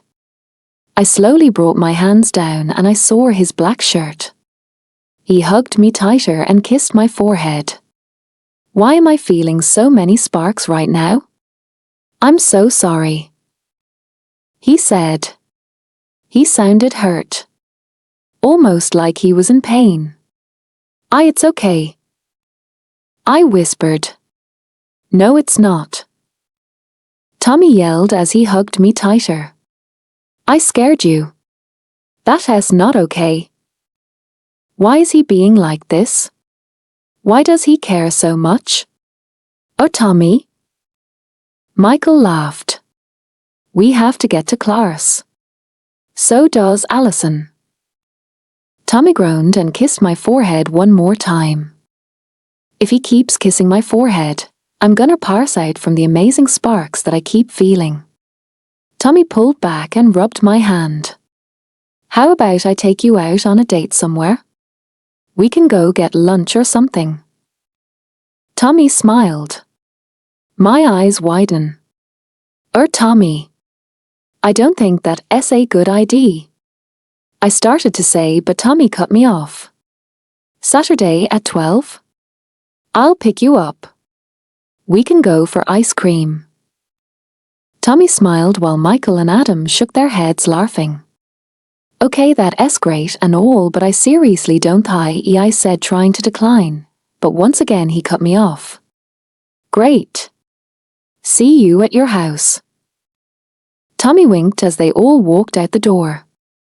I stood there shocked as I watched the door close. What the fudge just happened? I finally finished Gideon's supper just as he walked in the house. I'm completely terrified. How am I supposed to tell him that I have a date Saturday with a guy he doesn't like? Of course I can't tell him that. He'd kick my ass. I gotta lie to him. I shivered at the thought of what he would do if he found out. He'd kill me for sure. "Alison," Gideon said as he sat down. "Why, yes, sir?" I asked, snapping out of it. "I have a meeting with my friends Saturday. I want to be here all day." Gideon mumbled as he took a giant swig of his beer. "Okay, sir," I said, not looking at him. My art teacher wants me to come to the school Saturday to finish a project. Gideon stopped eating and looked at me. I gulped as he stared at me. I was really worried that he would see right through it. He narrowed his eyes at me. Oh, good Lord. He found out. At least no one will be sad that I leave. And maybe I'll have a nice funeral. Maybe some random person will put white roses on my tombstone. That would be nice of them. I would make sure nothing happened to them when I'm in spirit form. Oh, maybe I'll see my mom. That would be awesome. We could. Very well. But I will be expecting breakfast and dinner when I get back. Gideon said as he turned back around and ate his food. Come again? I wiped the sweat from my forehead and sighed in relief. I get to live another day. Tea, thank you, sir. I said quietly as I grabbed an apple and walked to my room. This day has been so messed up. Tommy. I sat in my seat and watched Alison give our paper to Mr. Tumpso. I growled at the thought on how she didn't show up last night. Michael scoffed as Vanessa told Alison to stay away from me. She wishes that you were hers. Michael laughed. Exactly. She better keep dreaming. Because the day where I call Vanessa my lunar is the day that fucking pigs fly. Adam laughed. I ignored them and tapped Alison on her shoulder. Alison. I said sternly. I saw her cringe. She slowly turned around. Hi. She said, giving me a small wave. Where the hell were you yesterday at school? I asked, clenching his fists. I started to shake and I could feel my knuckles turning white. I have finished the paper. She whispered slowly. You could have told me. I was worried sick when you didn't show up. I sighed. It would have been nice to know before I sent out the search party. But I was relieved when Bruce told me she was at her house. Sorry. She said, hanging her head down, and looked away from me. I watched her flinch slightly when I lifted her head up. I smiled as I felt the amazing sparks. Why are you sorry? I chuckled as I moved my hand to caress her cheek. You don't have to be sorry. I'm sorry for yelling at you. I looked at her worried as she spaced out for a second. Why does she space out for so long? Alison? I asked, waving a hand in front of her face. Here. Oh, right. Oh, sorry. She stammered as her cheeks turned a light shade of pink. The bell finally rang and she hopped out of her seat like the school was on fire. Wait! I yelled as I jumped out of my seat. Where is she going? Adam asked. I don't know. I said, pushing people out of my way. Move. Everyone flinched and immediately got out of my way. I saw her look over her shoulder before she ran into the girls' bathroom. I chuckled as I ran after her. Stupid idea, Alison. Once I got to the door, I started to hit it. Alison, open up. I growled as I continued to pound on the door. Do you really think I want to go in there? Because I will. I heard her sigh and I pushed the door open. I stood there and stared at her. I could feel Adam S. and Michael S. worried eyes on me. Be careful, Adam said through the link. I ignored him and stepped into the bathroom. What the hell was that? I asked as I closed the door behind me. I don't want anyone seeing 3 guys in a girl's bathroom. I watched as she gulped and took a step back. Don't ever try to pull something like that again. I growled as I narrowed my eyes at him. I was too pissed to even think straight, and my wolf wasn't helping me. He was just as mad.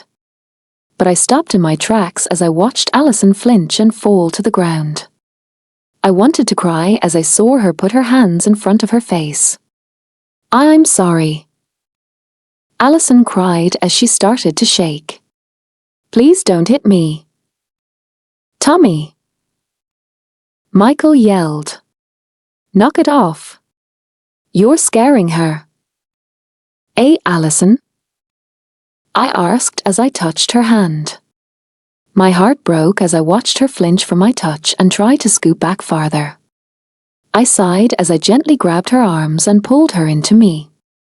She squeaked in fear as soon as she felt her face make contact with my chest. I'm sorry, I said as I kissed her head. She slowly brought her arms down and opened her eyes. I hugged her tighter and kissed her forehead again. I could never get enough of these sparks. I'm so sorry, I said. I heard my voice crack and I squeezed my eyes shut. It's okay, Alison whispered. No, it's not, I yelled as I hugged her impossibly tighter. I scared you. That's not okay. I can't believe I did that. I'm so sorry, mate. Ian whimpered. I feel like an ass. You aren't the only one, I said sadly. Oh, Tommy? Michael laughed. We have to get to class. So does Alison. I groaned as Michael interrupted my moment. But he was right. I kissed Alison's forehead one more time. I softly grabbed her hand and rubbed it as I pulled back away from her. How about I take you out on a date somewhere? We can go get lunch or something. I asked, smiled. I watched her eyes widen. Tommy. I don't think that's a good idea, she started to say, but I cut her off. Don't take no for an answer. Ian growled. Saturday at 12? I'll pick you up. We can go for ice cream. I smiled while Michael and Adam shook their heads laughing. Okay, that's great and all, but I seriously don't Alison tried, but I cut her off yet again. She should know that I'm not gonna take no for an answer. Great. See you at your house. I winked as Adam, Michael, and I all walked out the door. Once we got outside of the bathroom, Michael and Adam busted out laughing. Damn, bro. Adam laughed. You weren't gonna know for an answer, were you? I shook my head, smiling. Hell no. I felt bad about scaring her. My wolf and I got mad that she ran away. I'm an alpha. I'm not used to people disobeying me. And I let get a little out of hand. Why, I think? Michael said, rolling his eyes. You need to be more careful. He's right, Adam said as I looked over at him. She is human. She doesn't understand any of this. And she is being beaten. She is gonna be frightened easier. You have to be more careful. I sighed and nodded. I know. It's gonna be hard. But I have to take it slow. And as for the beaten part, I'm gonna rip that bastard apart. Michael nodded. I'm with you. But who is it? I shrugged. I don't know. There is this drunk guy that is always by her house, so he is on the list. But then there is her dad. He is at the top of the list. But I can't do anything about it until I know exactly who it is. I don't have any hard evidence. Why don't we spy? Adam said, smirking. What do you mean? Michael asked. Well, tomorrow is Friday. Adam stated. After school, let us have a stakeout at her house. Bruce told me that the forest line is in her backyard. We can set up there. That is perfect. I smiled as I high-fived him. You know. Michael laughed. I guess you aren't that dumb. Adam did a bow. Why, thank you. I told you I got some brains. YA. Some. I teased as we walked to our class. Better get some wolves to help out with the spying. Tommy. I groaned as I slammed my head down on my arms. How long have we been out here? Adam asked. I looked down at my phone. Almost 4 hours since she got back from the grocery store. I sighed. Nothing is going on. I've never seen a house so boring. Michael complained. I don't care. I need to know what is going on. I said as I continued to look at the window. I smiled as I saw her through the window washing dishes. You have to know everything. Adam teased as he opened his water bottle. I made a face at him and looked back at Alison's house. I stared to panic when I didn't see her. Where did she go? I asked. I saw Michael shrug out of the corner of my eye. I don't know. She was just there. He said, looking around. We all relaxed when she popped up in the kitchen window again. I smiled as I heard my guards let out a sigh of relief. It's really nice how they already care so much for her. This is pretty much how the next 2 hours went. Her leaving our view and then not even a second later, popping back up again. Wait. Get down. I said as I heard a door slam. We all got down just as we saw a man walk around the house to the driveway. He paused for a second and started to look around. Don't make a sound. I said through the link and crouched further behind the leaves. The man shrugged and got in his tiny silver car. We need to find everything out about that man. Lane and David, go back to the pack house and find anything you can on him. I said once he left the small driveway. Yes, Alpha. The 2 warrior wolves said as they bowed. I heard them shift and they took off. Bruce, Max, and Isaac. I said, turning to look at them. I want you 3 to be Alison's bodyguards. Follow her everywhere. Do not let her out of your sight. Yes, Alpha. They nodded. I smiled in relief and looked back at her house. But my smile quickly dropped when I didn't see her. Where did she go? I asked Adam. He shrugged. I don't know. She disappeared about 5 minutes ago.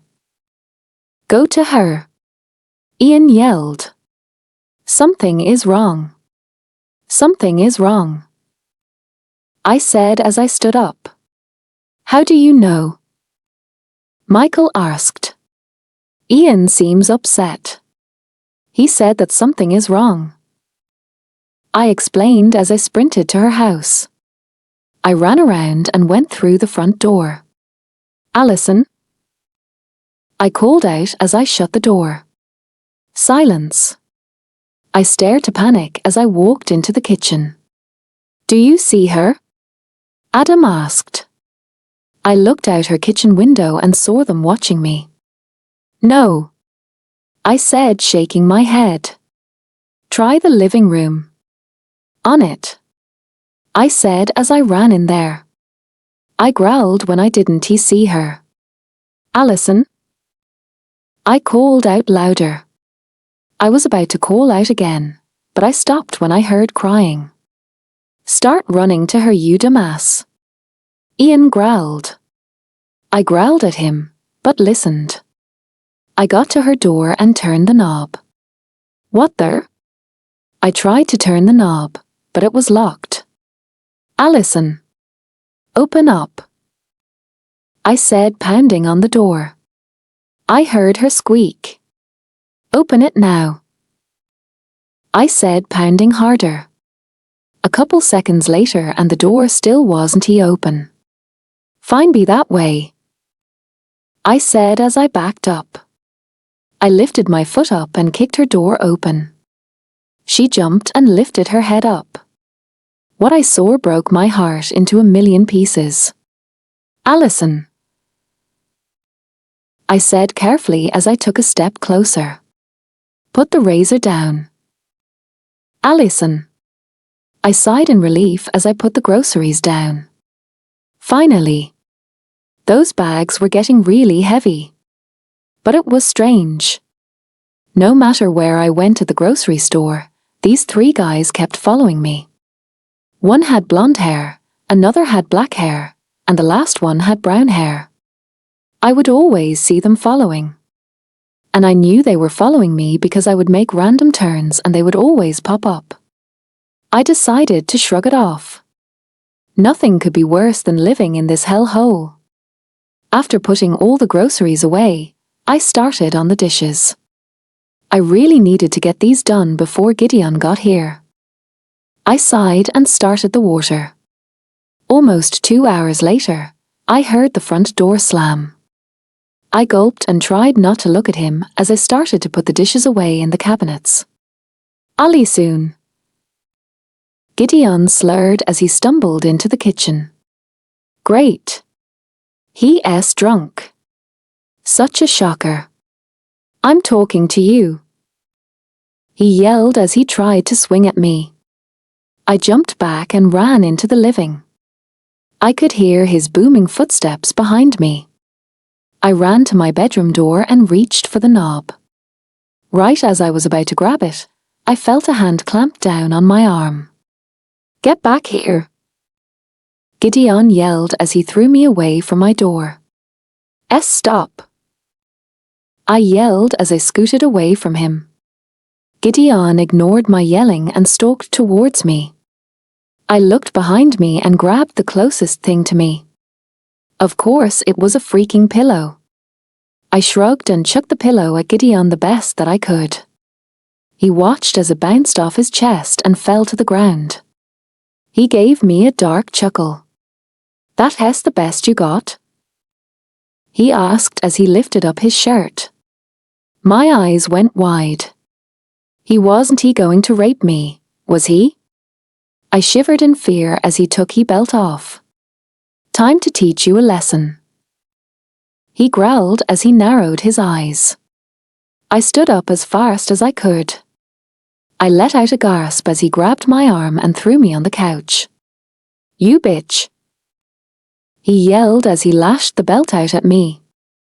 I cried in pain as it made contact with my thigh. I looked down and saw a red line across the top of my leg. "You ungrateful little whore!"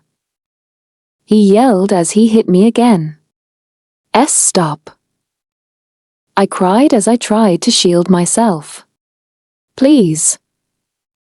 He laughed. "This is all your fault." I sobbed harder as the belt hit me again. This went on for a couple more seconds. Every time he hit me, he would quickly bring the belt back and hit me again. "Maybe this will teach you a lesson," he said as he put his belt back on. "I'm going out with the guys to get ready for the meeting tomorrow. I'll be back at breakfast. So it better be ready." "Why, yes, sir," I whispered in pain. Gideon grunted and walked towards the door. I waited until the door closed to scream in pain. I slowly and carefully lifted my shirt. I cried harder as I saw my skin beat red and already starting to blister from the leather belt. Once the car started and I heard it leave the driveway, I ran to my room. I fell to the ground and cried harder. I slowly crawled to my bed and pulled out the small box. I opened it and rubbed my thumb over the picture of my mom and me. "I miss you," I said, crying silently. I grabbed the razor that I had hidden in there and stared at its shiny surface. "I'll see you soon, Mom," I whispered as I put the picture down and leaned against my bed. I took a deep breath and put the razor to my wrist. "Alison, open up." I heard someone yell as they pounded on my door. I let out a squeak in fear. Did Gideon come back? Open it now. The male voice said, pounding harder. Wait. That's not Gideon. Shit. That's Tommy's voice. Fine, be that way. He said, mad. I jumped and lifted my head to look at my door swing open. I looked in his eyes and he stared at me wide-eyed. Alison, he said carefully as he took a step closer to me. Put the razor down. I can't. I whispered, defeated. Yes, you can.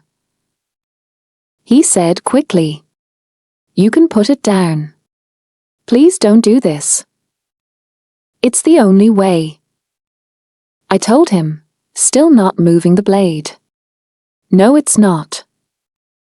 He said as he smiled. That's not the only way. You have me. Hell. You have Adam, Michael, even my sister. I gave him a humorless laugh. Right. You expect me to believe that? I took my eyes off of him for 1 second and he used that opportunity. Right as I dropped my eyes, Tom tackled me to the ground. I struggled beneath him and grunted in pain because of the whip marks. Tommy grabbed the razor and threw it across my room. No! I yelled as I tried to go get it. Stop! Tommy yelled as he grabbed my arms. I tried to break fear so I could get the razor. Tommy sat up and pulled me with him. I tried to punch him, but he held my arms behind me. He was breathing heavily and, to be honest, so was I. I cried in defeat and let my head fall on his chest. I gasped quietly as I felt the sparks on my forehead. Tommy let go of my hands and pulled me closer. I cried even harder. It's okay, Alison. Tommy cooed as he rubbed my back. It's okay. I got you. I buried my face in his neck and wrapped my arms around his neck the best I could. Let it all out. Tommy said as he kissed my cheek. I'm here for you. Thank you. I hiccuped. You don't have to thank me. He smiled. I went to say something, but a yawn came out instead. Tommy chuckled. Are you tired? He asked as he put some hair behind my left ear. I gave him a shy nod. Okay. Come on. Let us get you to bed. He said softly. I snuggled into his chest and he picked me up in his arms. I felt my cool bed underneath me and soon I was out like a light. Alison. I popped my eyes open when I heard my 5 o'clock alarm go off. I sighed and went to go sit up, but something stopped me. I trailed my eyes up a muscular arm. I was about to reach for my lamp, but stopped when I saw Tommy's face. Wait, what? I quickly moved his arm and scrambled off the bed. What the hell? Tommy said as he slowly opened his eyes. I watched shocked as he rubbed his eyes and peered down at me. Or Alison? Tommy asked, laughing. What are you doing on the floor? You how in my bed, I mumbled, lost for words. He chuckled and stood up. He held his hand out and I grabbed it. Well, he said as he pulled me up. After the whole thing, you fell asleep in my arms. So I laid you down on your bed. And you slept in it with me? I asked, shocked. He nodded. Well, of course. Why? I asked. I wasn't going to leave you alone after what happened last night. He said, his eyes getting darker. I took a step back, getting scared. He must have noticed, because he closed his eyes and took a deep breath. I'm sorry. Tommy sighed. I was just mad about last night. It's okay. I mumbled as I looked at the picture of my mom. The box was still open, and it was right where I had put it last night. Tommy followed my line of sight and landed on the picture. He looked at me before he reached down and carefully picked it up. "Is this your mom?" he asked. I nodded. Was she pretty? He said, looking at it with a sad smile. You look just like her." I nodded with a small smile. She always told me that I looked just like her when she was younger. "We have the same eyes." Tommy nodded. The same beautiful eyes. I felt a blush coming up and I quickly looked away. "Do you want to talk about it?" he asked. I looked back at him surprised. No guy has ever been this nice to me. Maybe he is different. I shook my head. "Not really." He nodded in understanding. "That's okay. Tell me when you are ready." "Thank you," I whispered. I looked back at the clock and almost freaked. I had a half an hour before Gideon got home. "You need to leave," I said, grabbing his arm and pulling him out of my room. "What?" he asked, confused, as we stopped in the kitchen. "Why?" "I have stuff to do," I said as I took things out of the fridge. "Like what?" he asked, studying me. "Stuff." I sighed, getting annoyed. Why does he ask so many questions? "Fine. But you're gonna tell me at our date," Tommy said sternly. He gave me one last look before walking out the door. I sighed in relief and started to make Gideon breakfast before he showed up. "Favorite food?" Tommy asked as we walked over to a bench at a park. Tommy was true to his word. He showed up at 12 sharp. I was kind of impressed, to be honest. Tommy brought us to this beautiful park on the other side of town after we stopped at the ice cream parlor. Which was good because I don't have to worry about any of Gideon's buddies finding me. But it was annoying because the girl that was taking our order kept trying to get Tommy's number. I didn't know why, but it was really annoying. I felt like yelling at her and telling her that he's mine. But I don't know why. I would have to say cheese pizza, I said, sitting down carefully. The belt marks are still on my legs and stomach, which made it hurt a lot to move. So you can imagine how trying to sit down felt. Bending my legs was such a bad idea. I winced as my butt made contact with the wooden bench, but tried to not let it show. "So you're a pizza girl here?" Tommy laughed. "I'm more of a taco kind of person. Tacos are nice." I smiled. "But pizza outranks it." Tommy rolled his eyes. "I guess your opinion doesn't matter. But you're wrong." My mouth fell open as he tried not to laugh. I took my spoon and flicked some ice cream at him. "Meanie." I laughed as he tried to catch the ice cream with his tongue. "You're so weird," I muttered, shaking my head. "Good. Normal is too boring," he said, shrugging. "Good point," I said, smiling. He smiled, but then his face turned serious. "Did I do something wrong? How come you were so keen on getting me out of your house this morning?" he asked. I could tell he tried to hide the hurt in his voice, but he didn't do a good job of it. I sighed and looked down at my ice cream. "Because I needed you get to out," I said quietly. "Why?" Tommy asked as he turned towards me. "Because Gideon was going to be home soon." "Who's Gideon?" Tommy asked, getting mad. My dad. I said, looking at him. Oh. Is that a bad thing? I looked away and focused on the green grass. There are some things that you don't need to know right now. Okay. I explained, looking back at Tommy. Why can't you tell me? Tommy asked, turning me so that I'm facing him. Tommy. I sighed. I can't tell you. Some of these things that I am dealing with, no one needs to know. It will be a burden on everyone else's shoulders if they know. Alison. Tommy said, giving me a warm smile. It won't be a burden. You can trust me.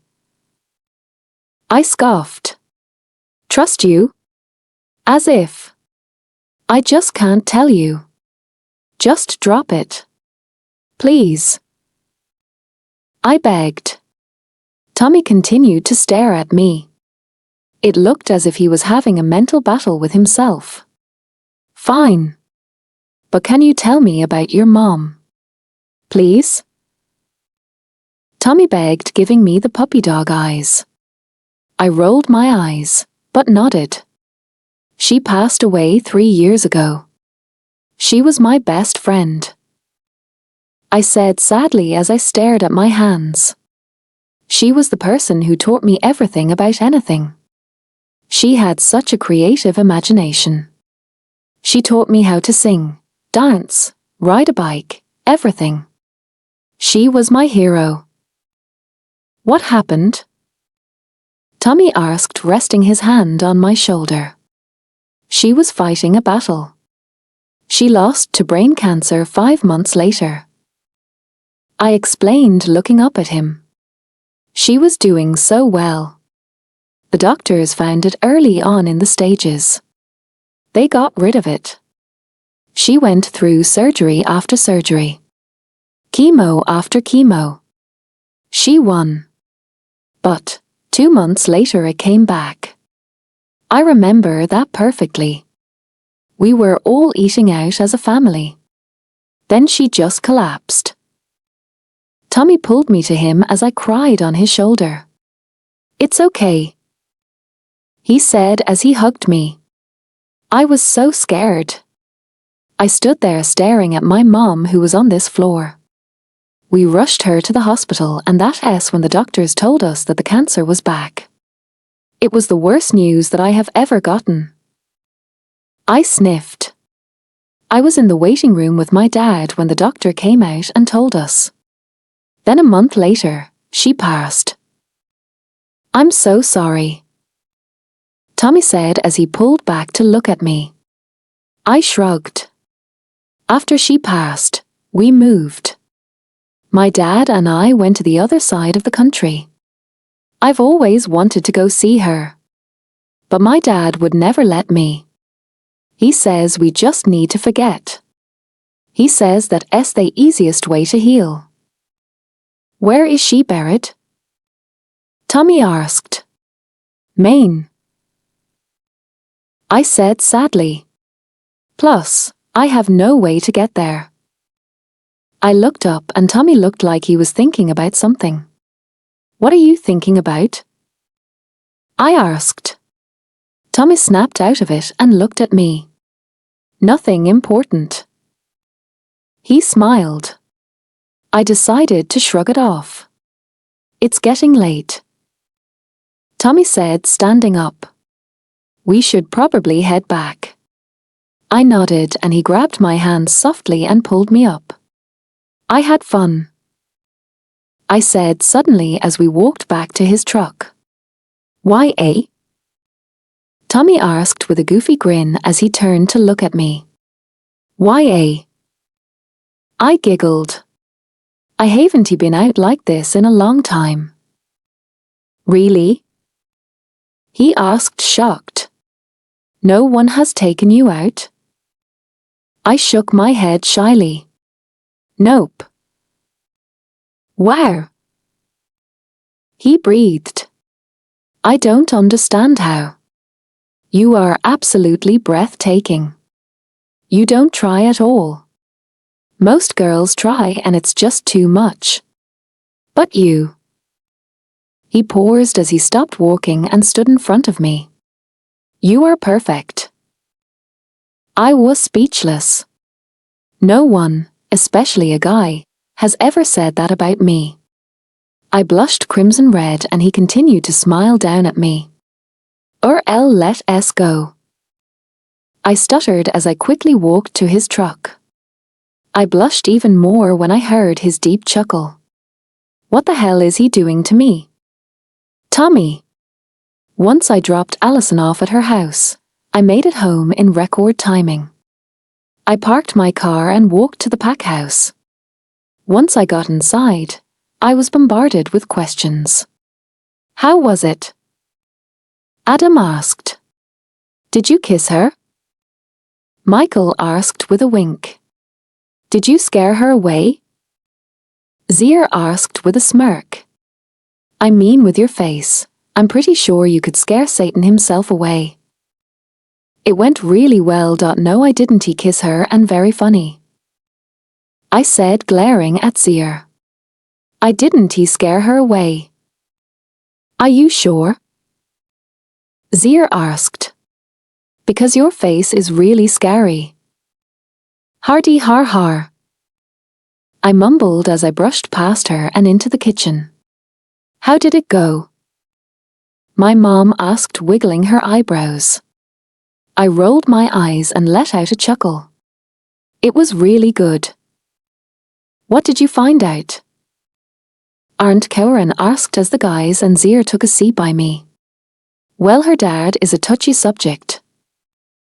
I sighed. He's got something to do with this. I'm sure of it. And she doesn't he have a mom? I kinda figured. Adam sighed. I've never seen any other girl besides Alison in that house. But you can't let her know that I told you that.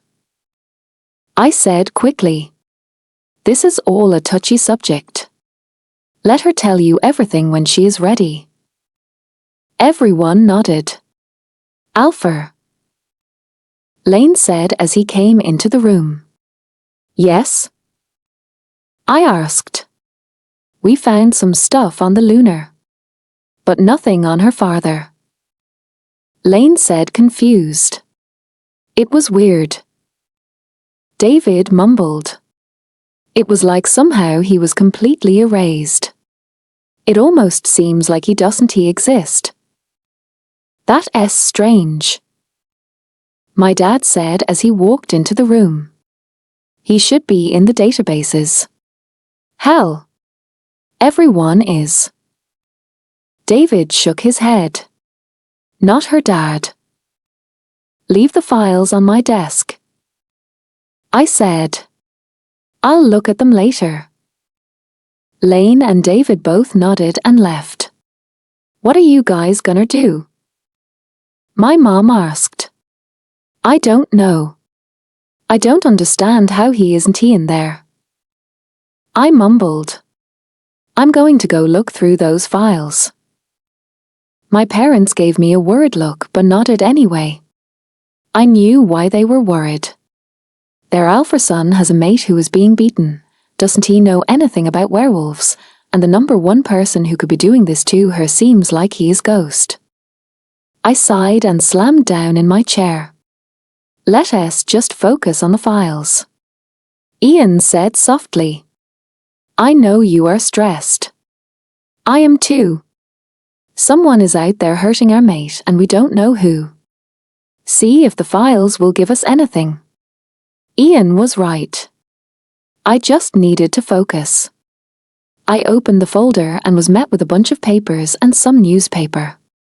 I picked up the newspaper and saw a picture of an older woman. Mercedes F. Knight, age 38, was taken from her daughter and her husband late Tuesday night. Mrs. Knight was fighting a deadly battle and sadly, cancer had won. She had been fighting brain cancer for 3 months. The doctors managed to get it removed, but it had come back.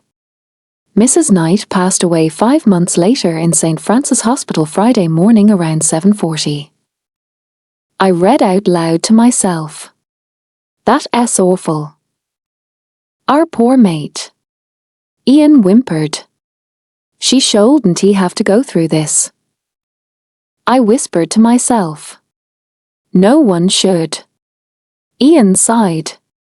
I ran a hand down my face and picked up some more papers.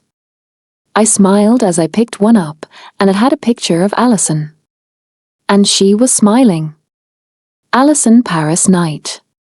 Age 17, born on April 12, 1998. Blonde hair and blue eyes. I mumbled as I scanned over the page. At least I know when her birthday is. But you might want to wait to get her a present until after she tells you when it is. Otherwise you're going to look like a stalker. Ian laughed. I already am. I joked. I'm looking through her files. True. Ian agreed. But this is an exception. We have reason. I'll go with that. I read paper after paper. Nothing about her father. Narder. Zip. Zero. I groaned and slammed my head on my desk. Don't damage any more of your brain cells. Ian said. You only have a couple left. I hate you. I growled. Now. You can't hate me. Ian teased. Did you get anything? Michael asked as he and Adam walked in. No, I sighed. There's absolutely nothing on her dad.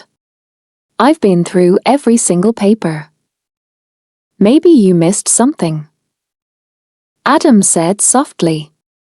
Hand us some papers. We'll help you go over them again. I smiled. Thanks, guys. Michael laughed as he grabbed a stack of papers. No problem, man. You'd help me if Lulu was in this situation. I'm so glad you found your mate. I laughed. Give those poor girls at school a break. Michael turned red.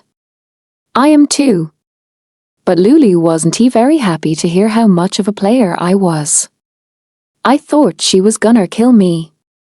She wouldn't he talk to me for 2 days. 2. It killed me. I told you being a player was gonna come back and bite you in the ass. Adam teased. That's why I waited for my mate. Which worked out well because Callie waited too. I shook my head and laughed. Waiting for your mate was always the best idea. Aren't you glad you did? Ian asked. OYA. I said, laughing. Hey. Michael laughed. I know her birthday. When is it? Adam asked, looking over at the paper Michael is holding. I have to know when so I can get her a present. It's April 12th. I said subconsciously. The boys snickered and looked up at me. Already knows it by heart. Adam teased. I flipped them off and continued to look at the paper in my hands. Nothing on her dad so far. Michael mumbled. The closest thing I got was when it mentioned that Alison's mom was taken from her daughter and husband due to the cancer. I nodded. I haven't gotten anything either. I have one of those papers about Alison moving. Adam said. She went from Oregon, to Maine, to Virginia, and now here. Does it say why she moved so much? I asked. Because I'm pretty sure her dad isn't in the army. I remembered when she first came to the English class. She had talked about how she moved from Virginia because he'd had got stationed here for the army. Adam shook his head. Some things are explained in detail. But other things, like more personal things, only have 1 or 2 details written. but it says nothing about why she moved. Adam explained. She sung in the church choir when she was little. Michael smiled as he turned the small piece of newspaper around. I grabbed it lightly and smiled down at Alison standing in the front row. Front row starting on the left, Alison Knight, age 13. I smiled as I read out loud so the boys could hear me. The kids in youth group put on a Christmas show December 23rd at the Christian church in Virginia. They sang Holy Night. Oh. Adam laughed as he picked up another newspaper page. Here she is when she was 5. Let me see. Michael laughed. Oh my gosh. She looked adorable. She's carving a pumpkin. What? I asked, smiling. See? Michael smiled as he handed me the paper. Alison Knight carving a pumpkin at the fair on October 29th. I read. When we asked her what she was carving, she gave us the biggest smile and said, I'm carving a werewolf. They are so cute and fluffy a dot. We are not cute and fluffy. Michael joked. I will be for her if it makes her happy. Ian said softly. Who cares? I laughed. As long as it's not a vampire. The guys laughed and nodded. This is how the rest of our time that we spent was. Looking at pictures of Alison and how she looked so happy with her mom. Strange enough, there were no pictures of her dad. In fact, there was nothing of her dad. Not one name, number, picture, anything. It was like someone went through and erased it all. I needed to cool down, so I picked up a picture of Alison in a costume. They had taken this picture later on at the fair because there was a costume contest going on. I smiled as I looked at her cute little cowgirl hat and braids. Look at him. I heard Adam whispered. He just sighed and has this creepy smile on his face. I glared at him and flipped him off. He just waved and smirked at me. I'm stressed out, okay? I mumbled as I ran my thumb softly over the surface of the picture. Her smile is calming me down. You are so whipped. Michael laughed. I shrugged. I know. I'll admit it. I groaned when my phone went off. I tore my reluctant gaze from the picture to my phone. Hello? I grumbled, angry. Alpha. Bruce's panicked voice sounded through the speaker. This caused me to sit straight up, while Adam and Michael gave me confused looks. What's wrong, Bruce? I asked in my alpha mode. It's the lunar. He said, worried. What happened? I growled. There are hunters. I gasped in shock. But then I growled in anger. Where is she? Is she okay? Please tell me she is okay, Bruce. I said, standing up. I motioned to Adam and Michael to get up as well and follow me. Get the warriors and my dad. I said to Michael. He got into this fighting mode and nodded. I don't know. Bruce whispered, worried. We heard growling and then a gunshot. The lunar got scared and hid behind a tree. Then we saw a group of men walk up to her. They had a gun, Alpha. What was she doing outside by herself? I growled into the phone. I tightened my grip on my phone as I saw my dad run into the living room. She was putting laundry on the line. We have visual on the hunters. They are just talking to her. And she looks really confused. Bruce said immediately. I sighed as I opened the front door and stepped outside by all the warrior wolves. If she finds out too much, They might do something to her. We are on our way. Make sure nothing happens to her. Yes, Alfred, Bruce said sternly. I'll protect the lunar with my life. I stuffed my phone into my pocket and turned around to see everyone watching me. Hunters are here, I said. Everyone growled and clenched their fists. What happened to Allison? My dad asked. I growled. There was Rogue. He must have gotten too close to the houses, because hunters are in Allison's backyard. They are talking to her right now. They better not touch the lunar. A wolf growled. Another wolf nodded. I will rip apart their bodies if they even look at her. I smiled proudly at my members. Who wants to go hunting? I smirked as all the warriors howled. I'm coming, Allison. Allison. I winced in pain as I went to put the shirt on the line. I slowly lifted up the shirt I was wearing and saw the belt marks clear as day. I'm just glad Gideon isn't coming up until later tonight. Shaking that horrible though off, I did my best and clipped the shirt on the line. But something stopped me when I went to pick a pair of jeans. I looked closer and saw two red eyes watching me. I gulped and turned to face whatever was walking around my house. The creature was slowly stalking towards me when it was fully in my backyard. Oh shit. I'm gonna die, I thought to myself. Seriously. What is with all the wolves in my yard? But this one was different. The other 3 wolves had normal soft eyes, but this one had beet red eyes that were drinking in my every move. Nice wolf, I said, backing away slowly. You don't want to eat me. I probably don't taste good. The giant wolf growled and started to sprint towards me. I screamed and ran for the woods.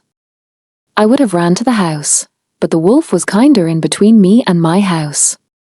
And I really didn't feel like running towards the monster. I ran as fast as I could. The belt marks were lost in thought as I tried to run away from the killing machine that is behind me. I spotted a big tree and I hid behind it. I heard another growl and I screamed again. But the growling soon stopped after I heard a gunshot. I jumped in fear when I heard a low whimper and then nothing at all. I waited a couple seconds before I turned and looked around the tree.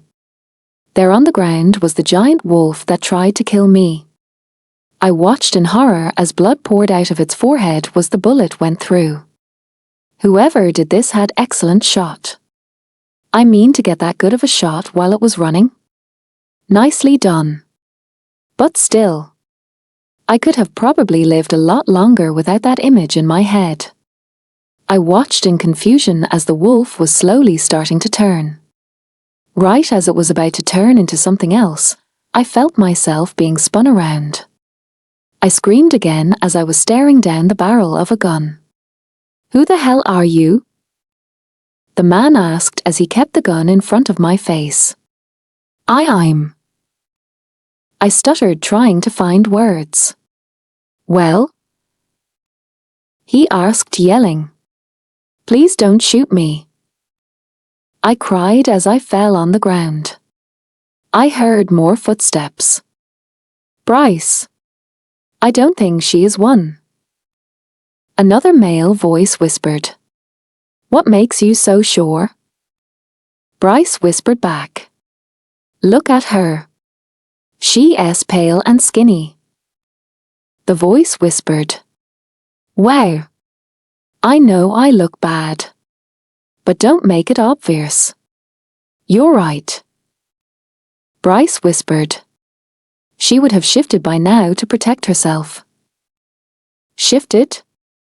What the hell are they talking about?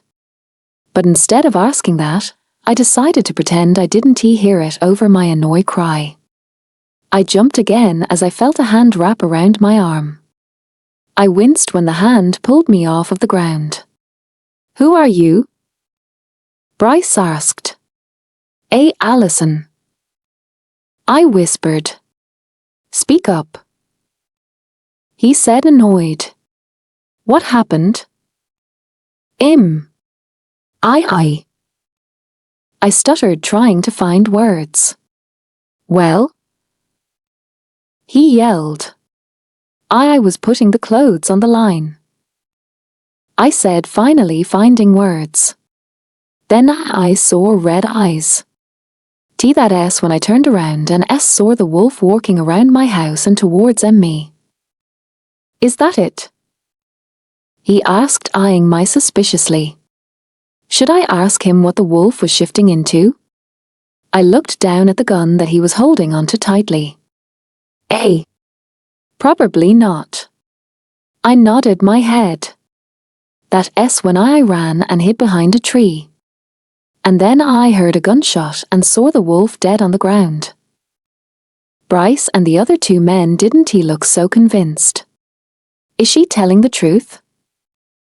The one on the left asked as he continued to stare at me. I don't know. Bryce said. So he must be the leader. What the hell are these guys? Are they some sort of hunter? Well, they do have guns, Alison. We can't take any chances. The one on the right said. I started to panic. What were they gonna do to me? You're right. Bryce said suddenly. Touch her and you die. A deep male voice said from behind me. We all jumped and I quickly spun around and saw 3 men standing there. The men looked about the same age as the ones with guns. Who are you? I asked as fear swept over me. Why did they look so familiar? But I didn't know who to run from. The 3 men with the guns or the ones without the guns. The name's Bruce. The man with light black hair said. I'm Maximum. The one with darker black hair waved. I'm Isaac. The one with blonde hair smiled. Okay. So maybe I'll run away from the guys with guns. But as I got a closer look, my eyes widened. They were the guys that kept following me around the grocery store. I knew they looked familiar. Why should we listen to you? Bryce snarled. Bruce gave the man a smirk. It would be in your best interest. Bryce's mouth fell open. Are you threatening me? Bruce crossed his arms over his chest and shrugged. Maybe. Maybe not. The one left of Bryce whispered something in Bryce's ear and he nodded. You guys need to leave. We have some business to finish. Bryce said as he quickly looked at me. I gulped and took a step away from them. I don't want to die yet. Leave the Lou Allison alone. Bruce growled. Wait. Did he just growl? And how did he know my name? Bryce gasped as all their eyes went wide. I should have known. Bryce smirked as he raised his gun. Max sighed. I'm sorry, Lunar. Lunar? I was about to ask him what he meant, but stopped once I heard the same cracks and pop as that other giant wolf. I stood there frozen in place as I watched the 3 men turn into giant wolves. Werewolves? How the hell? They are only myths. I screamed as the wolves jumped over me and attacked those men with the guns. Now I really didn't know who to run from. All of them could kill me. I was about to run, but stopped once I came face to face with another wolf. I whimpered as a blonde wolf with a black circle around its eye stared me down. Please. I whispered as I took a step back. Please don't kill me. But maybe it would be doing me a favor. If I died, then no Gideon. But then I thought of Tommy. The one boy who managed to make me feel loved and comfortable. I can't forget about Adam and Michael. They were all so nice to me. I jumped back in fear as the wolf in front of me growled.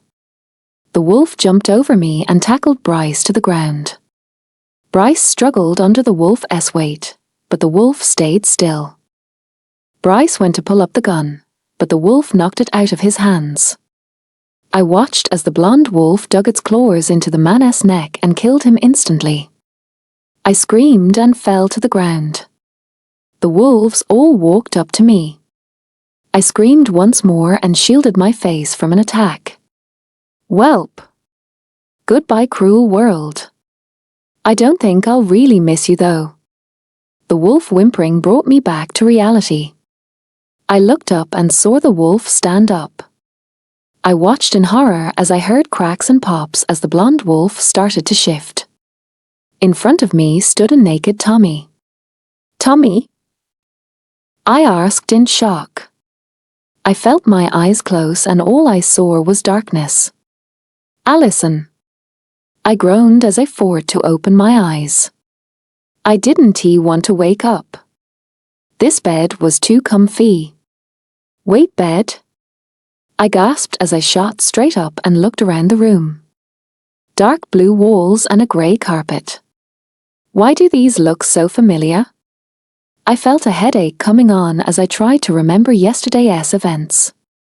That giant wolf running towards me, the men with the guns, then Bruce, Max, and Isaac that followed me around the grocery store, and then I saw Thomas shift back to human after he turned into a giant wolf. Oh man. I must have really hit my head when I fainted. Great. You're awake. A deep voice said. I screamed bloody murder and saw Tommy covering his ears. Allison. Tommy yelled over my screaming. I brought the covers up to my neck. Wait, these aren't my clothes. Tommy chuckled. Don't worry. I didn't change you. My mom and aunt did. I let out a sigh of relief. But then my relief went away because that meant they saw my bruises and blisters from the leather belt. Why didn't you tell me you were being beaten? Tommy asked, heartbroken as he sat down in desk chair. I stuttered. I could have helped you. Tommy growled as he glared at his hands. Hell. I would have helped you. I was speechless. I didn't know what to say. Damn it, Allison. Tommy growled as he abruptly stood up from his chair, causing it to fall back from the force. People care about you. I care about you. You should have fucking told me. I watched silently as he ran a hand through his already messy blonde hair. How can he care about me? No one does. You need to know that everyone here cares about you. Tommy said softly. You might not know it now. But you are important to all of us. Why? I asked. Why am I so damn important to all of you? You guys don't even know me. I immediately froze when he turned his gaze to me. Oh shit. His gunner hit me. I'm sorry, Tommy. I said quickly as he walked over to me. I didn't mean to yell at you. Please. Please don't hurt me. I jumped in fear when he sat down next to me on the bed and pulled me into his lap. I froze when he hugged me tight and put his face in my neck. Is he sniffing me? I'm sorry, Allison. Tommy said softly. I'm sorry for yelling. And don't think for even a second that I would hurt you. Hurting you is never an option. I gulped as he kissed my forehead. How? I asked breathlessly. These weird sparks were driving me crazy, and I felt the urge to kiss him so badly. How what? He asked, confused. You said that everyone here cares about me. How? I asked. Tommy placed me back on the bed and stood up. He paced around a little bit before sighing and turned to me. "You're there, Lunar," he said with a small smile. "There is that word again. Why is everyone saying that word?" I asked, confused. The Bruce guy almost called me it the other day, and also Max or Isaac. I don't remember which one. But when they called me the Lunar, the guys with the guns gave me the creepiest smile ever. I explained. Tommy growled and clenched his fist. "Those men will never bother you again. They are all dead." He growled. "What do you remember?" I thought about it for a moment. I said, thinking. "I remember a giant wolf with red eyes chasing me. Then the guys with the guns showed up. Then 3 more guys showed up and they changed into giant wolves. I know, crazy, right? I must have hit my head pretty hard when I fainted." I laughed but stopped once I saw Tommy's stone hard face. "What else?" he asked. "What is he getting at?" "Or I saw a blonde wolf kill the guy with the gun. Then it shifted into you," I said with wide eyes as I looked at Tommy. He looked torn. Like he was having a battle with himself. A second passed and there was a knock on the door. "Come in," Tommy said. Zia, Michael, Adam, Tommy's parents, and 2 more girls walked in. "Oh my gosh. I love that girl's hair." "Hi," the girl with purple hair said as she walked up to me. "I never got to meet you before because Tommy was being a stick in the mud." "I'm Callie." I looked at her hand hesitantly, but shook it anyway. "Allison." "Oh, trust me." She laughed as a blonde girl walked up to us. "I know who you are." "I'm Lulu," the blonde girl said. "Allison," I replied, shaking her hand. "These girls are gorgeous." Then there's me. Little broken, skinny me. "Allison," Tommy started. "What you saw in your dream, was real. All of it was." I watched as he put air quotes around dream. But that's not possible," I said, shocked. "I watched 3 men turn into wolves and a wolf turn into you. It was only a dream." I watched as Sam walked up to me and sat at the foot of the bed.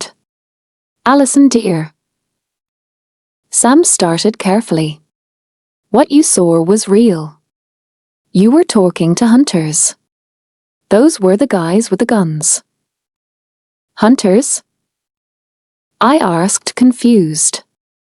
Everyone nodded. "Do you know about werewolves?"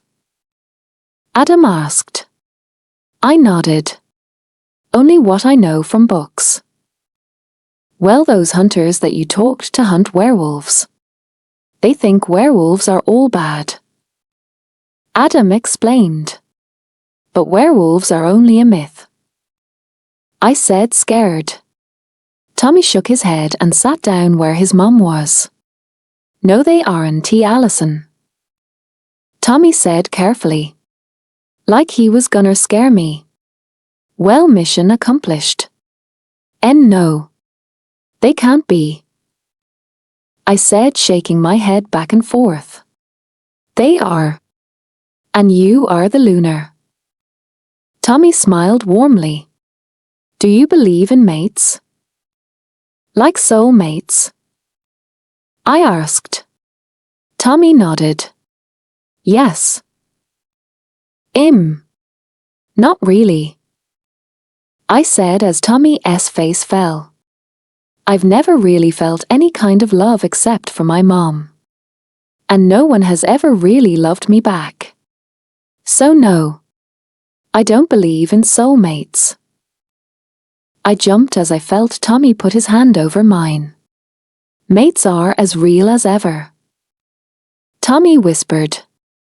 We love each other so much. We would do anything for them. We protect them with our lives. I watched as Adam pulled Callie to him and Michael pulled Lulu to him as well. Did you find your mate? I asked Tommy quietly. Tommy nodded with love dancing in his eyes. Yes, I did. She's beautiful. But she doesn't think so. Lucky girl. I mumbled to myself thinking that no one heard me. It's you. Tommy laughed as he brought my head up. You are my soul mate. You are my lunar. You are the one to help me run this pack. Whoa. I said. I'm not a lunar. Tommy looked confused. Why you are? I'm the alpha. I'm the leader of this pack. And since you are my mate, that makes you the lunar. Werewolves aren't real. I said for the billionth time. Yes, they are, dear. Sam smiled as she grabbed Xavier's hand. Xavier nodded. I was the alpha before my son. But once he turned 18, he became the alpha. He runs this entire pack. Everyone here is a werewolf. Except me, you, and Tommy aren't Kerwyan. Sam laughed. We are all humans. Adam is my beater, which is second in command. Tommy explained. And Michael is my third, which is what it sounds like. He is the third in command. And they have mates also. I looked over and saw Callie and Lulu tucked into their sides. We also have warrior wolves and guard wolves. Michael said. And you are a leader. Adam smiled. You overrank all of us. Even the alpha. Sam winked. Tommy laughed. I'm the leader as well as you. We are both equal. Everyone here loves you, Allison. You are their lunar. Their wolves respect you so much and look up to you. They would do anything that you saw without question. Their wolves have to follow you. Even if the human doesn't want to, their wolf knows their place. You guys are talking like this is all true. I said, frowning. She doesn't believe us yet. Adam said. Should we show her? I think we are gonna have to. Sam said. What are they talking about? I'll do it. Tommy said. I started to panic as Tommy made his way over to me. Get away from. I said, scooting away from him. Tommy stopped and closed his eyes. I'm sorry, Allison. Please don't freak out. My eyes went wide as he removed his shirt. Oh, holy donuts. That 8-pack though. What are you doing? I asked, scared as he took off his belt. Is he? I have to remove my clothes if I want to shift. Tommy said, pulling down his pants. If I don't, then they will rip. I finally was able to look away when he grabbed his boxers. I am not seeing his junk. I quickly looked back at him though when I heard the familiar pops and cracks. I sat there frozen when I saw fur sprouting on his skin. Now in front of me was the blonde wolf with the black patch around its eye. I screamed and hid under the covers. More pops and cracked rang through the room. I screamed again when the blanket that was on top of me was slowly taken off. Allison? Tommy asked, worried. Get away from me. I cried. All of you. Come on, son. I heard Xavier say. She needs time. I peeked through my fingers and saw a heartbroken Tommy. I felt bad, but then remembered that he was right. Werewolves are real. Allison. I continued to stare at the wall. What do I do? Stay here where a bunch of wolf people could kill me? Yeah, I'll pass on that offer. My stomach let out a loud growl and I gulped at the thought of leaving the safety of this room to go get food. I tried to ignore the emptiness of my stomach, but it kept yelling at me to get food. I groaned as I slowly got off the bed. Now what could I use as a weapon just in case? I thought to myself as I looked around Tommy's room. I smiled in victory when I opened his closet and found a golf club set. Didn't he know Tommy golfed? But who cares? I grabbed the driver and held it close to my chest and I rested against the door. Okay. You got this, Allison. Just quickly grab food and then run back upstairs. You got it. I let out a deep breath and decided to open the door. After I opened it, I stuck my head out and looked both ways before walking out of the room. I plastered myself against the wall and shuffled my feet. I felt like James Bond or something. It was pretty cool, actually. Come on, man. A voice whined. You can't shoot me just yet. My character just respawned. Sucks to suck, doesn't he it? Another voice teased. I let out a quiet squeak and I ran down the hall away from the voices. Might be a game room or something. I stopped when I came to a flight of stairs. I took 2 steps at a time and landed myself in the living room. Success! Allison? Tommy asked as he stood up with Adam. I screamed and ran into the kitchen. Allison! Tommy said as he showed up in the doorway of the kitchen. Stay away from me. I stuttered as I held the golf club out in front of me. Put the driver down. Tommy said slowly as he took a step. I screamed again and swung at his hand. But he quickly jumped back. I'm not gonna hurt you. Tommy pleaded. Please. You're okay. How do I know once I put this down that you want to take it and kill me with it? I challenged. Why would I kill you, Allison? You're my mate. Tommy said loudly. What is going on here? Michael asked as he and Adam came running down the stairs. I took my eyes off of Tommy and that was all he needed. I gasped loudly as the driver was ripped out of my hands and Tommy threw it behind him. No! I yelled as I tried to run towards the driver. Tommy grabbed me before I could reach it and pulled me to his chest. Allison! Please! Tommy pleaded as he held my body tightly.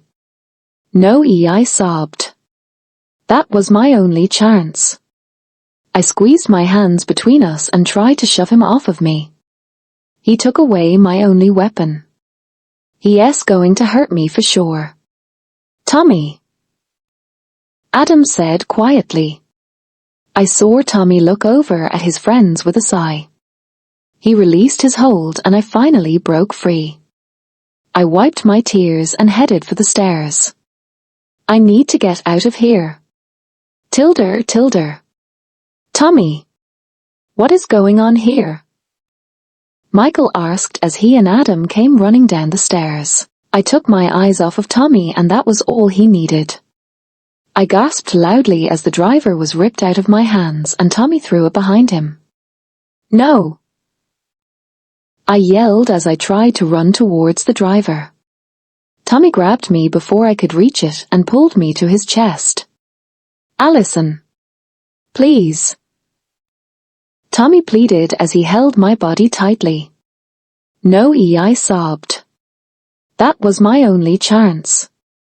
I squeezed my hands between us and tried to shove him off of me. He took away my only weapon. He's going to hurt me for sure. Tommy. Adam said quietly. I saw Tommy look over at his friends with a sigh. He released his hold and I finally broke free. I wiped my tears and headed for the stairs. I need to get out of here. Tilder. Tommy. Alison took her eyes off of me to look at Michael, and that was all I needed. Alison gasped loudly as I took the driver out of her hands and threw it behind me. No! She yelled as she tried to run towards the driver. But I quickly grabbed her before she could reach it and pulled her to my chest. Alison. Please. I pleaded as I held her to my body tightly. No, she sobbed angrily. She managed to get her hands between us and tried to shove me away from her. Tommy. Adam said quietly. What? I asked through the link. You need to let her go. Adam responded. I growled silently and slowly released Alison. I watched as she wiped her tears and ran for the stairs. How could I be so stupid? I growled and slammed my fist on the countertop. I just ruined my chance. Don't think of it like that. Adam said as he placed a hand on my shoulder. Then how? I asked as I pushed his hand away from me. She hates me. Maybe she doesn't. Ian suggested. No offense, but you're an idiot. I growled. Well, that was hurtful. He growled back. Maybe you should go apologize to her, dumbass. What did Ian say? Michael asked. He told me that I should go apologize to her. I repeated. Maybe I should go do that. Wait. Adam said as he stepped in front of me. I think she needs some time alone. She's really upset, and I think she just needs some space. But I started to say, but Adam cut me off. From all of us. He said sternly. I'm serious, Tommy. She needs some space. I growled and stormed towards the front door before throwing it open. Maybe a walk will help. I'm sorry for getting angry at you. Ian apologized. No, don't. You were right. I sighed as I slumped underneath a tree. I shouldn't have done any of that. I probably just made it worse for both of us. Yeah, maybe. Ian chuckled. I rolled my eyes at his joke. Gee, thanks, pal. No prob, Bob. Alpha. Bruce yelled, running towards me. I jumped up and met him. What happened? The lunar ran away. He said worriedly. She what?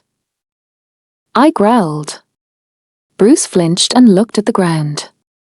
She got around Max, Isaac, and I. I'm sorry, Alpha.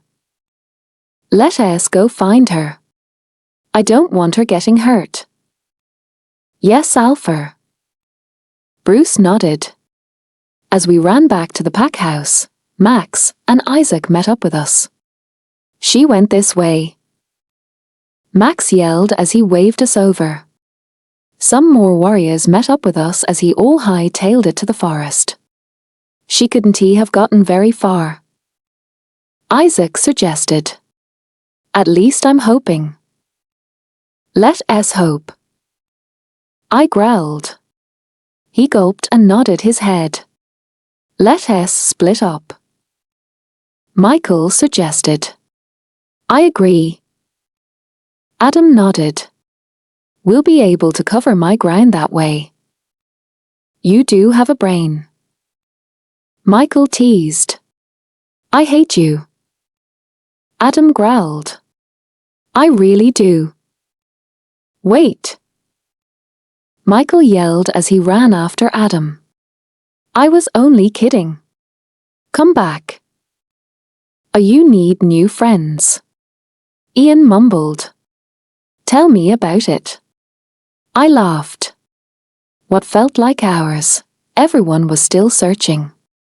It's only been 30 minutes. Ian laughed. Well, it feels like an eternity. I groaned as I rested my head against a tree. Alpha! Bruce yelled. What? I asked quickly. Did you find her? Yes, we did. But she cut her foot. I growled and ran over to where he was at. Now don't get mad at her. Ian warned. We can't blame her for running off. She was scared. I started to slow down my pace once I saw Bruce and Alison sitting on the ground. Bruce tore off a piece of his shirt and tied it around the cut on Alison's foot. Oh, that was sweet. Alison looked up at me with tears in her eyes and shrunk down to the ground. I felt my heart hurt at the fact that she thought I was going to blow up on her. I walked towards her carefully like I was walking on eggshells. Alison? I asked quietly. She gulped and looked at me in the eye. I'm sorry, Tommy. She whispered. I deserve to be in trouble. No, I smiled softly at her. I bent down so I was eye level with her and gave her a gentle smile. Why, you're not mad? She asked carefully. It feels like she's just waiting for me to blow up on her. Just waiting for me to hit her. Well, I'm not going to. I will never do that her. I shook my head and carefully picked her up into my arms. No, I'm not. I'm sorry. She mumbled into my neck. I smiled sadly. You don't need to apologize. I should be the one apologizing. What for? Alison asked, confused. For yelling and trying to control you in the kitchen earlier. It wasn't my intention to make you angry or scared. I explained. And for that, I'm sorry, Alison. Alison looked up at me and opened her mouth, but closed it and looked away instead. I sighed. I really hope she would have said something. The walk back to the pack house wasn't awkward or weird. It was really nice actually. Kind of like we were both enjoying each other's company and that was it. No talking or anything. As I got closer to the pack house, I noticed my mother and Aunt Corinne standing next to the front door. Oh dear. I thought to myself. What happened? My mom asked. How do I answer this? I ran away and cut my foot. But it's not a very big cut. Alison answered before I could. My mom gave her a sad look. Alison. Aunt Corinne started. I was wondering if Sam and I could talk to you. About what? Alison asked. Aunt Corinne looked at me and smirked. Something special. But no guys allowed. Hey! I pouted. Alison giggled a little and nodded. Sure. Sweet. My mom smiled. Now go get your foot checked out real quick and we'll meet you in the kitchen. Sounds good. Alison smiled. Come on. I smiled down to her. I'll carry you to the doctor. It's just a scratch. She said. I know, but still. And besides, if my mom found out that I didn't take you to get it checked out, she'd kill me. And I'm being serious. Alison laughed and nodded. Man. Her laugh is the most beautiful sound I have ever heard. I second that. Ian said in a loving voice. I'm the luckiest guy in the world. Alison. I sat down at the kitchen island with Sam and Kryn. Before you think about not giving Tommy a chance. Sam said as she pulled out a chair for herself. I want you to hear our stories. Okay. Okay. I said, nodding. Maybe hearing their stories will give me a better understanding about what I should do. If I should give him a chance or go back home and... Oh shit. Gideon. Oh no, oh no, oh no. I cringed at the thought. I wonder what is going to happen when he finds out that there is no food on the table. Or worse, when he finds out I'm gone. Are you okay? Kwyran asked. I snapped out of it and looked at their faces sketched with worry. OYA. I lied. I'm just thinking about all of this. Sam smiled. Don't overthink. It turns out to be bad. That's what Chloe always said to me when I was doubting Xavier. And I'm sorry she couldn't be here. She went to run errands with Xander. Kyrn nodded. On to the story. So when we were your age, our parentess left to go on a trip. Sam called me over because a boyfriend cheated, so being an awesome friend, I brought movies and ice cream. But... Sam smiled. On my way home, I came to a stoplight. I was bawling my eyes out because that's when I found out my boyfriend was cheating. But at the stoplight, a huge truck pulled up in the other lane. Your mate was in that truck, I said quietly. Sam smiled. Along with Kyrn's mate, Jay, and Chloe's mate Xander and a friend named Ryan. I didn't know that werewolves were real. So when some random guy came up to my doorstep and kept calling me mate and mine, I was a little freaked out. What did you do? I asked. Kyrn smirked. Kicked them in their jewels and booked it out of there. I let out a small laugh. I could see them doing that. And of course them being them, caught us and put chloroform over our mouths so we would stop fighting. Sam said, rolling her eyes. And that's when Kyrn and I woke up handcuffed to a bed. I gulped. I know you guys are trying to help me decided, but that right there was not helping whatsoever. Shit. Sam sighed. I'm sorry. But I can honestly tell you this. Tommy will never to do that to you. And trust me.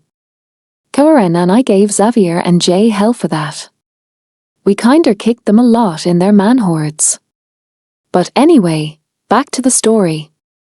Later on down the road, we kept trying to escape and they would bring us back every time. They wouldn't give up. But that's also when Kyrn and I learned about werewolves. Kyrn nodded. We were attacked by rogues. Evil werewolves, if you will. The guys saved us. They cared about us. No matter how many times Sam and I called them monsters, or tried to hurt them, or tried to run away. They were always there for us. It took some time to get used to it all. But we did. Kyrn's right. I'm glad I didn't reject him. Sam smiled. I was happy with Xavier. He was the best boyfriend and mate that I could ever ask for. He would drop anything to make me happy. If I was having a bad day, he would take the day off of his alpha duties and be with me. Same with Jay and Kyrn. They loved us the moment they saw us. And Tommy. Well, Tommy loves you. I stared at her wide-eyed. What? Sam laughed and nodded. Tommy loves you, Allison. He keeps trying to get you to break down your walls so he can get through and see the real you. He truly does care about you, Allison. He was always so excited to get a mate. And when he found you at school, he wouldn't shut up about it. Every chance he got, He would go off about how gorgeous his mate is, and how she would look so good with his arms wrapped around her as he hugged her and kissed her, telling her how beautiful she is. I hid my face as I started to blush. Kyrn laughed. We are pressuring you to say yes, but all we ask is that you give him a chance. He really does care for you.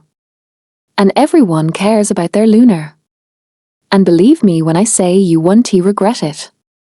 It is one of the best things that will ever happen. I nodded. Okay. Sam and Kyrn smiled widely. As in okay, you'll give him a chance? Sam asked, excited. I nodded again with a small smile. Yes. I'll give him a chance. Yay! Kyrn yelled, jumping up and doing the happy dance. But what if he hurts me? I asked, worried. Kyrn immediately stopped doing the happy dance and pulled me into a hug. Oh honey. Kyrn cooed. He would never hurt you. I don't know who has been hurting you, but that will stop. You have all of us. I nodded. Thank you. And maybe you'll trust us enough to tell us your story. Sam said softly. We aren't pressuring you at all. You can tell us when you are ready. I nodded. Thank you, Sam and Kyrn. Anything for you, sweetie. Sam smiled as she pulled me into a hug. Now I do believe that you have a mate worrying his ass off outside. I giggled and nodded as I ran to the door. I flung the door open and ran over to where everyone is standing. Tommy's head snapped up when he heard me and turned to face me. Everyone watched amazed as I lunged for Tommy and tackled him into a hug, causing us both to fall on the ground. Where's the fire, Allison? Tommy teased as he picked me up in his arms and stood up. Yes. I whispered into his neck. Wait, what? Tommy asked, bewildered as he sat me down. Why, you're accepting me? I nodded with a smile. Yes. But it might take some time for me to get used to everything. But I trust you. Do I really trust him? But the moment I saw that gigantic smile etched onto his face and his eyes twinkling with happiness, I realized I do. Probably more that I should actually. Oh my gosh. Tommy yelled as he picked me up and spun me around in his arms. Thank you so much, Allison. You won't be disappointed. I giggled and clung onto him as the sparks tingled against my skin. Nice to know you'll stick around. Michael laughed as he slung his arm over my shoulder. I laughed as Lulu pushed him away and walked over to me with Callie. Okay. Now that you accept us, I would like to introduce myself again in the proper way. Lulu smiled. I am Lulu Elliott. And I'm mates with Michael. Sadly. Hey! Michael yelled as Lulu and Callie snickered. I laughed softly. And I'm Callie Hart. Mates with Adam. Callie smiled. Nice to meet you both properly. I smiled. And Callie. I need to say this because I was really freaked out before and never got the chance to say it. But I absolutely love your hair. Durr. She winked as she flipped her purple hair over her shoulders. Glad to know that you'll hang with us now. Zia smiled as she walked up to me. Thank you. I smiled as I hugged her. For everything. For sticking up for me and telling me that you care. I know that I didn't believe you then, but I do now. Zia laughed as she hugged me tightly. You don't have to thank me. I would do it again for you in a heartbeat. I could tell that you didn't have a lot of people in your life when that happened. I wanted you to know that people are here for you. Wait. What happened? Tommy asked. Zier growled. Vanessa and the bitch squad. Tommy growled too. I hate her. I think we all do. I mumbled. I said that thinking no one heard me, but when everyone busted out laughing, I knew I was wrong. If you're gonna whisper something. Michael said in between laughs. Be even quieter than you normally would. Werewolf hearing. I huffed. Stupid wolf hearing. Tommy chuckled and wrapped his arm around my shoulder. Come, Allison. It's getting late and I'm pretty sure you are tired. Tommy said softly. I nodded with a smile. Okay, good. Adam yawned. Chasing Allison was such a workout. I laughed. You're so weird. Callie smiled. That's why you love me. Adam winked. Callie smirked. Got to go to bed. Night. Adam watched in shock as Callie ran for the house. You little. Adam growled and chased after her. Just think of it. Xavier laughed. That'll be you guys one day. Tommy beamed and I hid my face behind my hair as my cheeks turned red. Xavier. Sam laughed. Don't embarrass the poor child. And besides. Zier shrugged. She won't be running away from him like that. She'll be running away in fear. I mean, have you seen Tommy's face? Aren't you a little comedian today? Tommy grumbled as he pulled me with him towards the house. I like your sister. I giggled. Tommy let a smile slip through. Why? Me too. She can be a handful sometimes. But I love her to death. I'd do anything for her. I smiled up at him. I love how he talks so highly of his sister. Sometimes I wish I had a sibling. But then I remember Gideon. I wouldn't be able to stand by and see my sibling go through the same stuff I go through. So I'm also glad that I don't have one. But it does get lonely at times. Here is your room. Tommy sighed. Are you okay? I asked. He nodded as he scratched the back of his head. Why? My wolf and I want you to sleep with us in my bed, but we both know that you aren't ready for that. So that's why you have the guest room across from my room. At least you're somewhat close. I smiled and gave him a hug. Thank you, Tommy. Tommy returned the hug and picked me up a little. Anything for you. And don't worry about it. I would never pressure you into anything. Tommy set me down and he gave my cheek a quick kiss before he disappeared in his room. After getting ready, I got into the giant bed and fell asleep. Oh, Allison. Gideon laughed as he tried to find me. I ducked down even more behind the old couch, hoping he wouldn't find me. I won't hurt you. Gideon code. I just want to talk to you. I stirred in my sleep at the nightmare. Come here, Allison. Gideon smiled evilly as he spotted me. I jumped as he grabbed the couch and shoved it out of the way. Gee, get away from me. I yelled as I backed up. I felt the wall behind me and I cursed at my luck.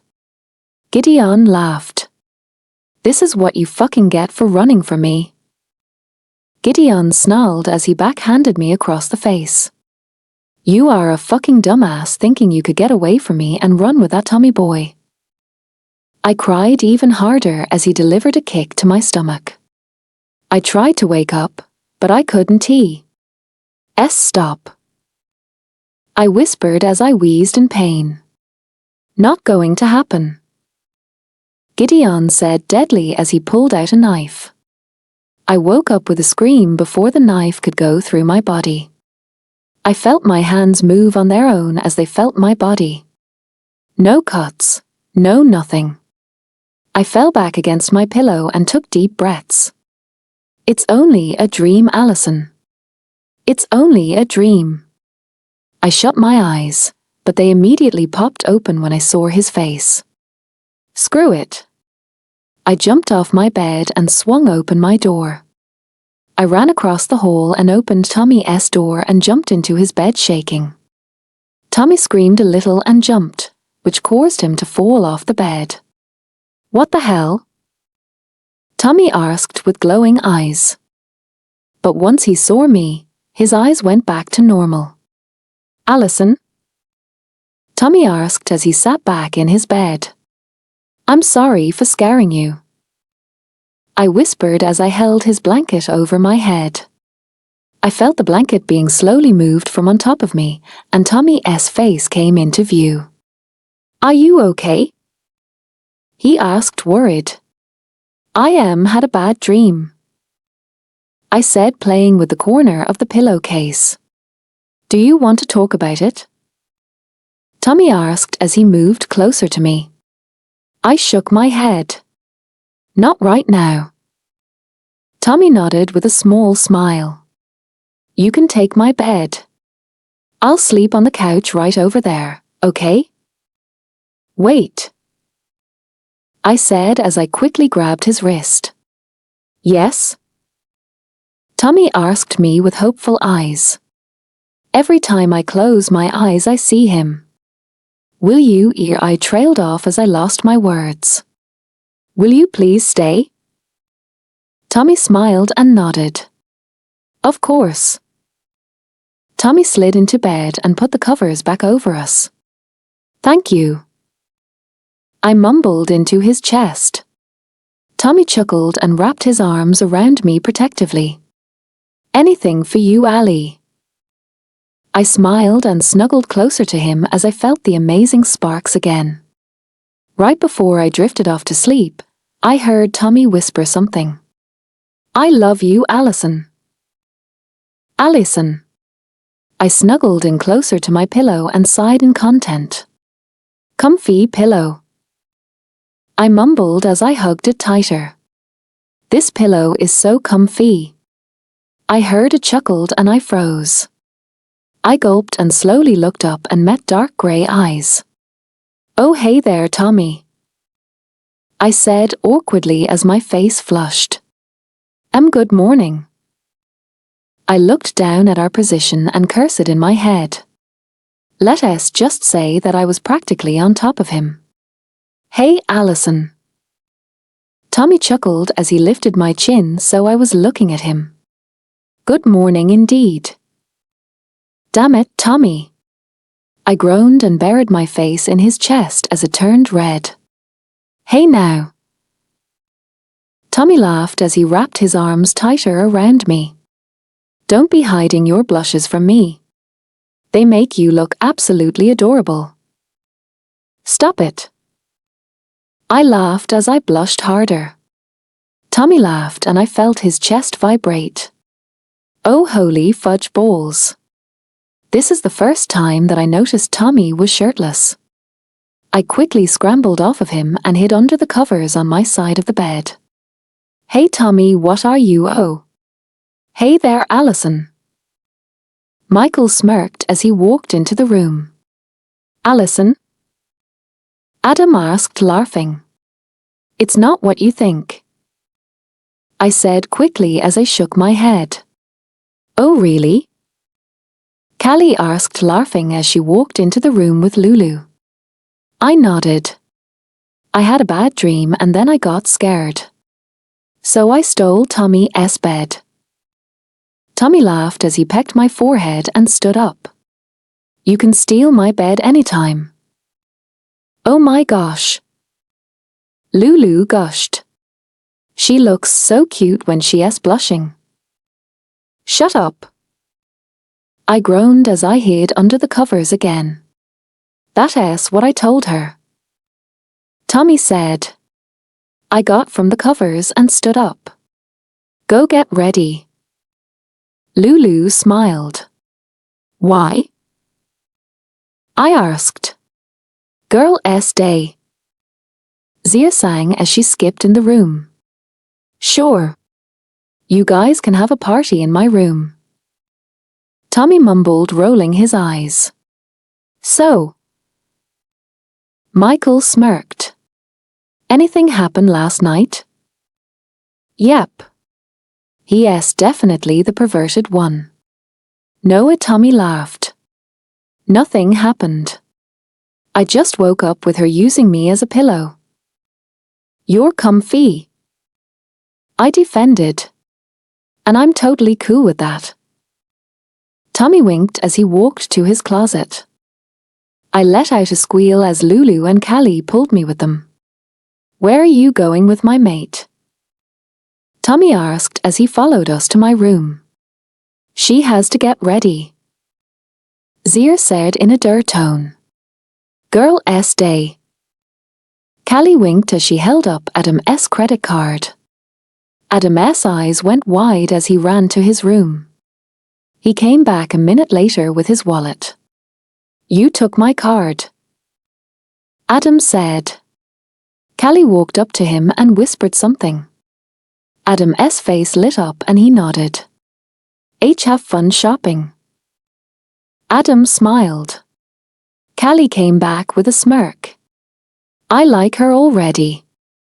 Someone else getting laid tonight. Lulu whispered. Callie nodded. I also told him I would make him my amazing peanut butter sugar cookies. What do they taste like? I asked. Callie and Lulu looked at me shocked. You've never had them? Callie asked as I shook my head. That's it. When we come back, I'm making them. I laughed. Okay. Have fun shopping. Tommy smiled as he pecked my nose. Get whatever you like. I watched amazed as he grabbed his card out of his wallet and handed it to me. But Tommy, I said, shaking my head. I can't accept this. Too bad. Tommy winked. You need it. And don't worry about the money. Being alpha has its advantages. Go have fun. I nodded. Now I feel bad. Oh, we will. Lulu winked. Be careful with her. Tommy said sternly. Zia waved him off.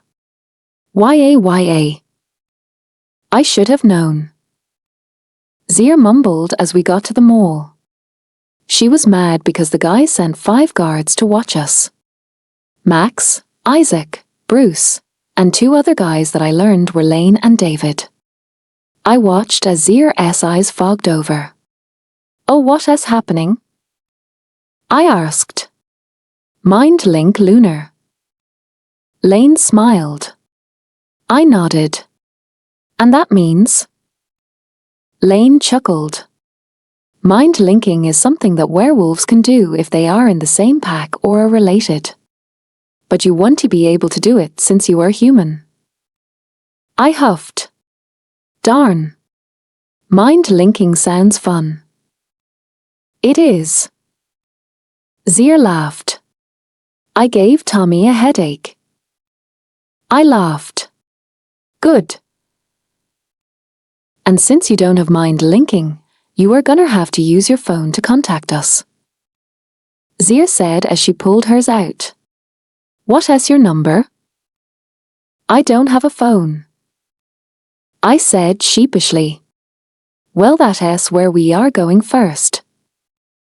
Zia smiled as we got out of the Hummer. Onward to the phone store, my trusty steed. David laughed as he courted Zia, who jumped on his back. I have weird friends. I laughed as we walked into the mall. Yes, you do. Lulu winked. We all have ATT and they have a store here. We can put you on our plan. Zia said. But doesn't that mean that you have to pay all my phone bills? I asked. Zia smiled as David set her down.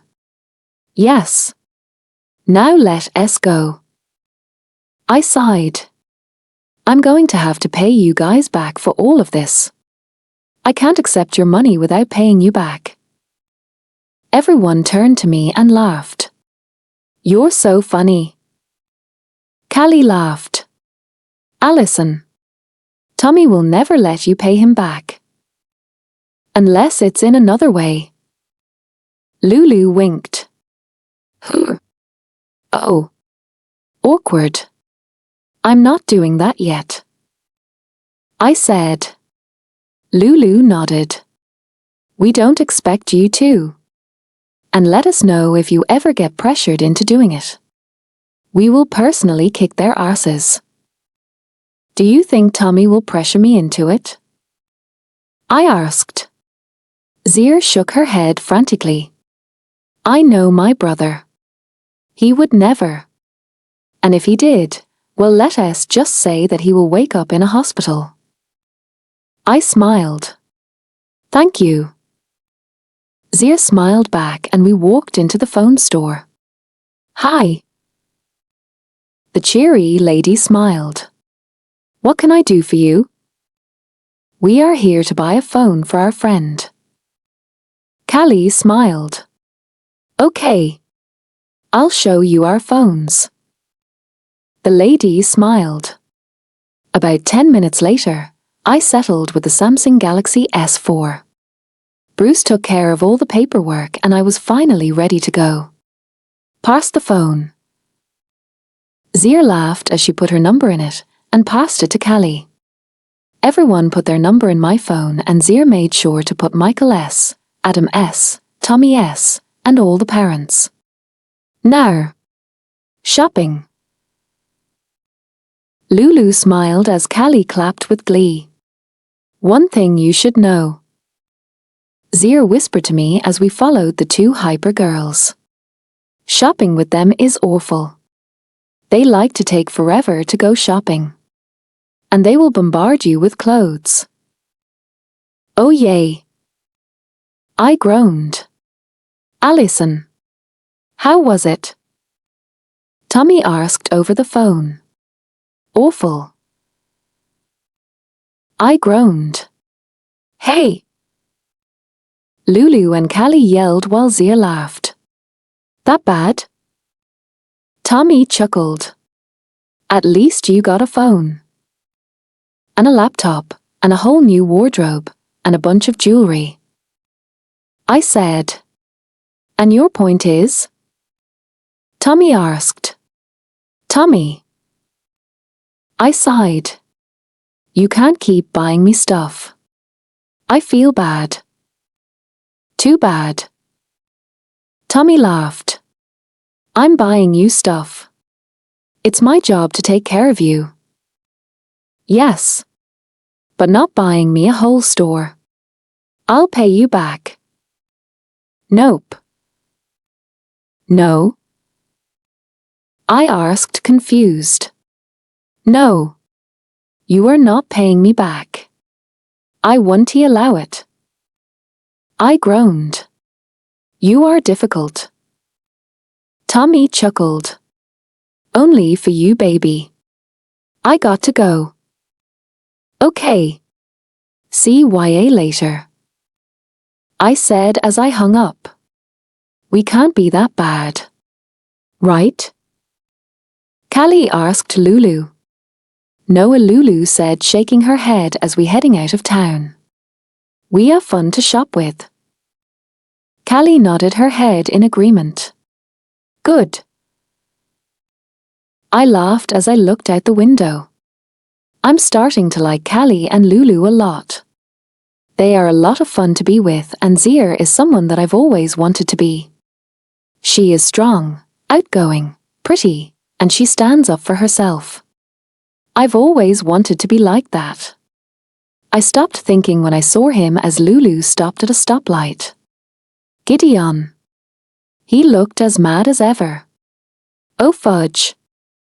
Gideon was with his two other friends that I remember from when I had to cook them all supper. Gideon was yelling on his phone and his other friends were also on their phones. "Alison?" Zir asked as she looked over at my feared face. "Why, eh?"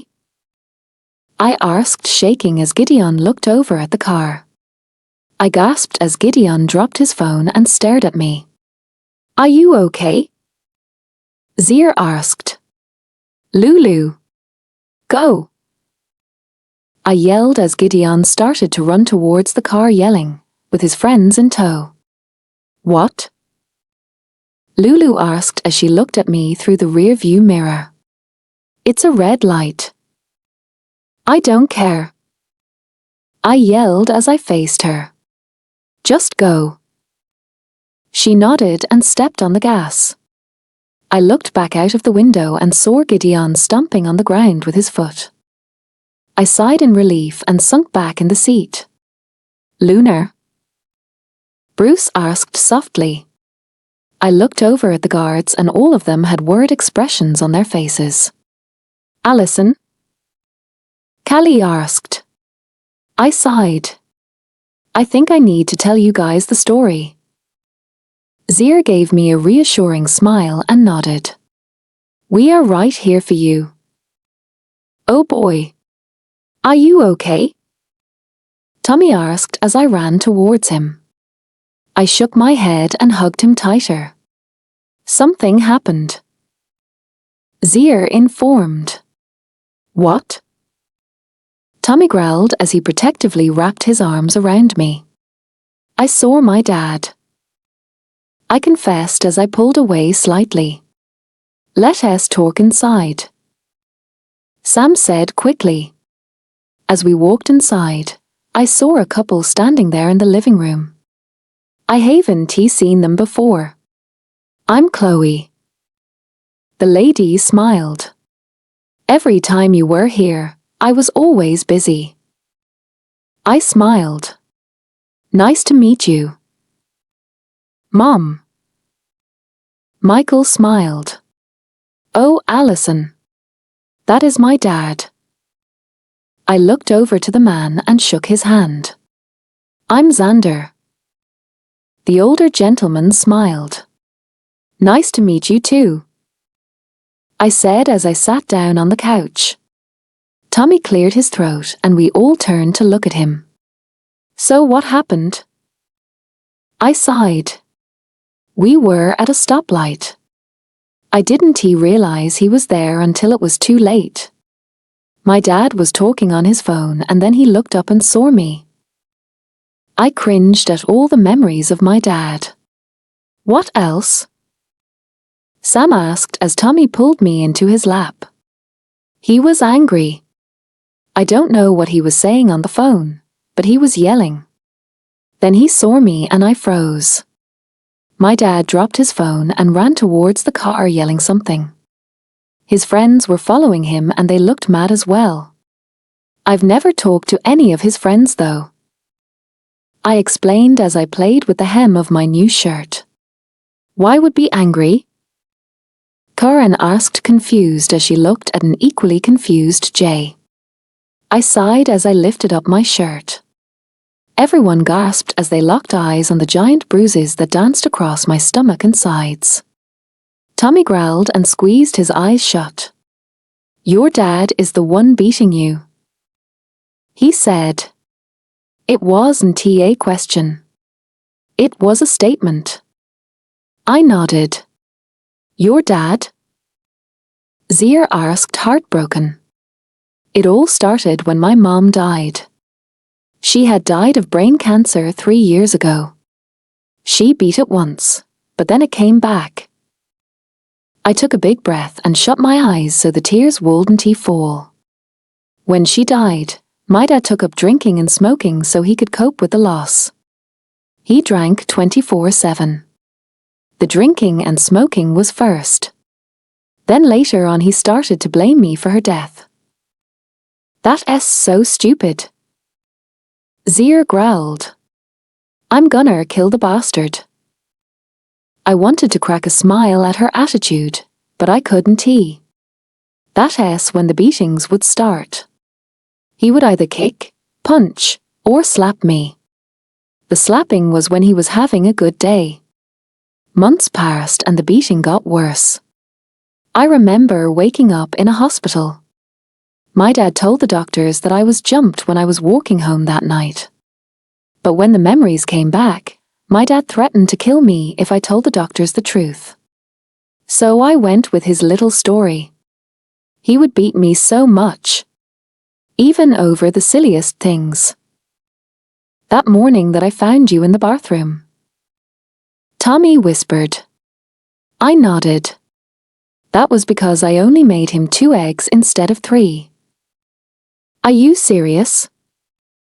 Zier asked, getting angry. It's 1 fucking egg. 1. Is he that much of a fat as that he needs to beat his daughter because there is only 2? Damn. How about I make him a couple knuckle sandwiches? Will he be pleased? I can give him 3 if he wants. Okay. That time I had to laugh. I let out a small chuckle and Zia smiled at me. Oh good lord. Sam said, shaking her head, trying not to smile. Where did we go wrong? Xavier cracked a smile. She's a little spitfire, all right. Zier gave them both a proud smile. You know it. Tommy laughed and looked back at me. You know that we will protect you. Tommy said as he pecked my forehead. I couldn't ask you guys to do that though. I whispered. Callie waved me off. Are you kidding? Allison. You are the lunar. As in like our leader. Lulu laughed. We all love you, Allison. We would protect you no matter what. They love me? Is that even possible? But instead of asking such a question, I only smiled and nodded. He will never touch you again. Tommy promised as he pulled me closer to him. Allison. It's been about a week since I saw Gideon on the street with his friends. I groaned as I banged my head against the shower wall. Gideon is so gonna kill me when he finds me. Yep. I'm so dead. Allison? Tommy asked as he barged in the bathroom. I screamed and covered myself. Thank God it's a black shower curtain. What the heck, Tommy? I asked, freaking out. I heard a bang. He said, worried. How did you hear that? I asked, confused. He was all the way in his room. I wanted to see you. So I knocked on your bedroom door and I heard the bang. Tommy explained. And before you ask, yes, I heard it. We have advanced hearing. Oh. Well, that was me, I said to him. I was just thinking and I got stressed. So you banged your head against the wall? Tommy asked, amused. I groaned. Get out. But Tommy stopped talking when he let out an OF. Bullseye. Did you just throw a bar of soap at me? Tommy asked, shocked. Yes. I laughed. Now get out so I can get out. Fine. Tommy growled. I heard footsteps and the bathroom door being shut. Just need to make sure he actually left. I stuck my head out from the curtain and looked around. I narrowed my eyes as I saw the bathroom door lock was broken. Tommy, I said sternly as I glared at the broken lock. After finishing my shower and getting dressed, I walked out of my room and into Tommy's. I narrowed my eyes at Tommy, who was laying on his bed staring at the ceiling. Hey! He smiled as he sat up and looked at me. I crossed my arms and tapped my foot on the floor. Tommy saw my stance and gulped. Why, you look pretty. He smiled nervously. Can you explain to me why the lock on the bathroom door is broken? I said as I narrowed my eyes. Oh, you see. Thomas said, giving me a nervous laugh. I couldn't get the door open. So I broke it. I sighed and pinched the bridge of my nose. You are unbelievable. Unbelievably hot. Tommy winked. Oh my gosh. I laughed as I walked towards his closed door. Hey, wait. Tommy laughed as he picked me up. I screamed as I clung onto his neck and wrapped my legs around his waist so I wouldn't fall. I felt Tommy's chest vibrate as he chuckled. You know. Tommy whispered in my ear. If I had known you would cling to me every time I picked you up, I would always carry you. I shivered as he placed a light, feather kiss to my neck. Stupid hormones. Very funny. I said, glaring at Tommy. Tommy gave me a wink and pecked my nose.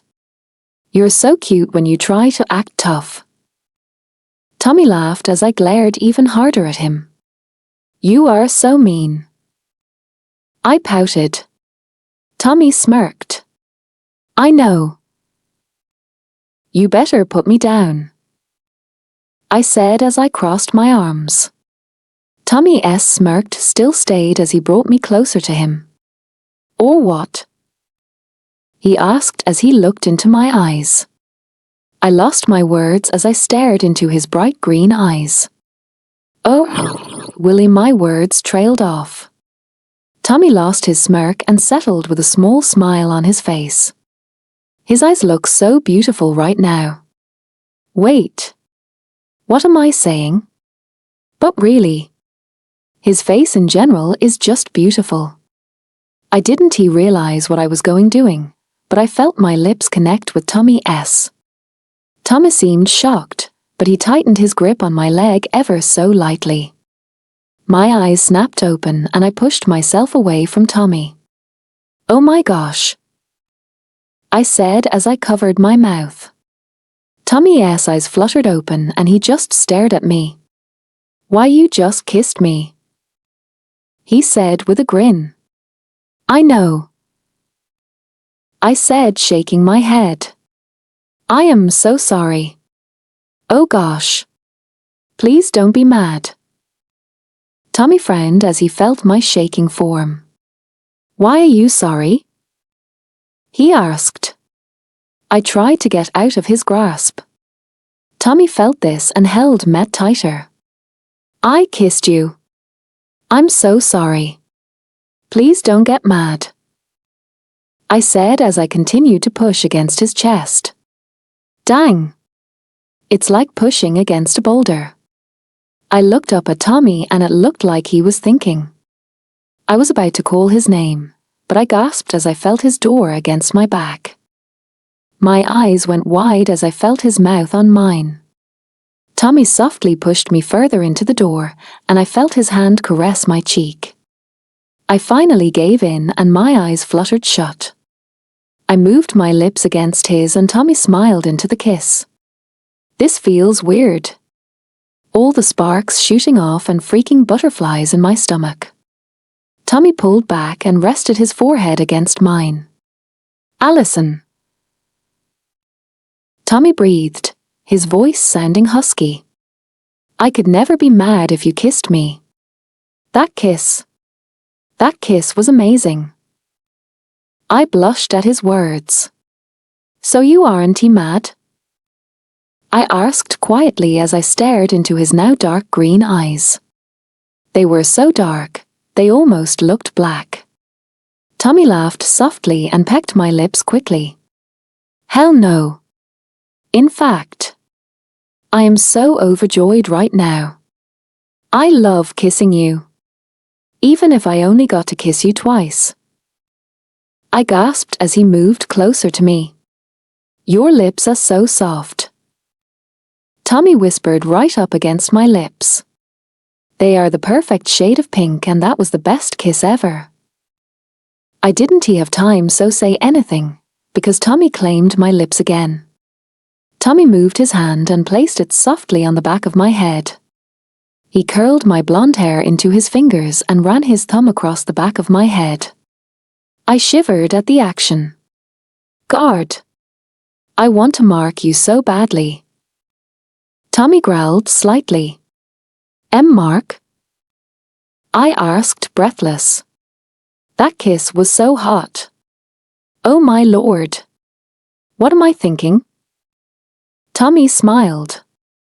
It's something that the male werewolves do to their mates. Which is what? I asked, confused. The males find a spot on their mate's neck and bite. That got my attention. Bite? I screamed as I tensed up.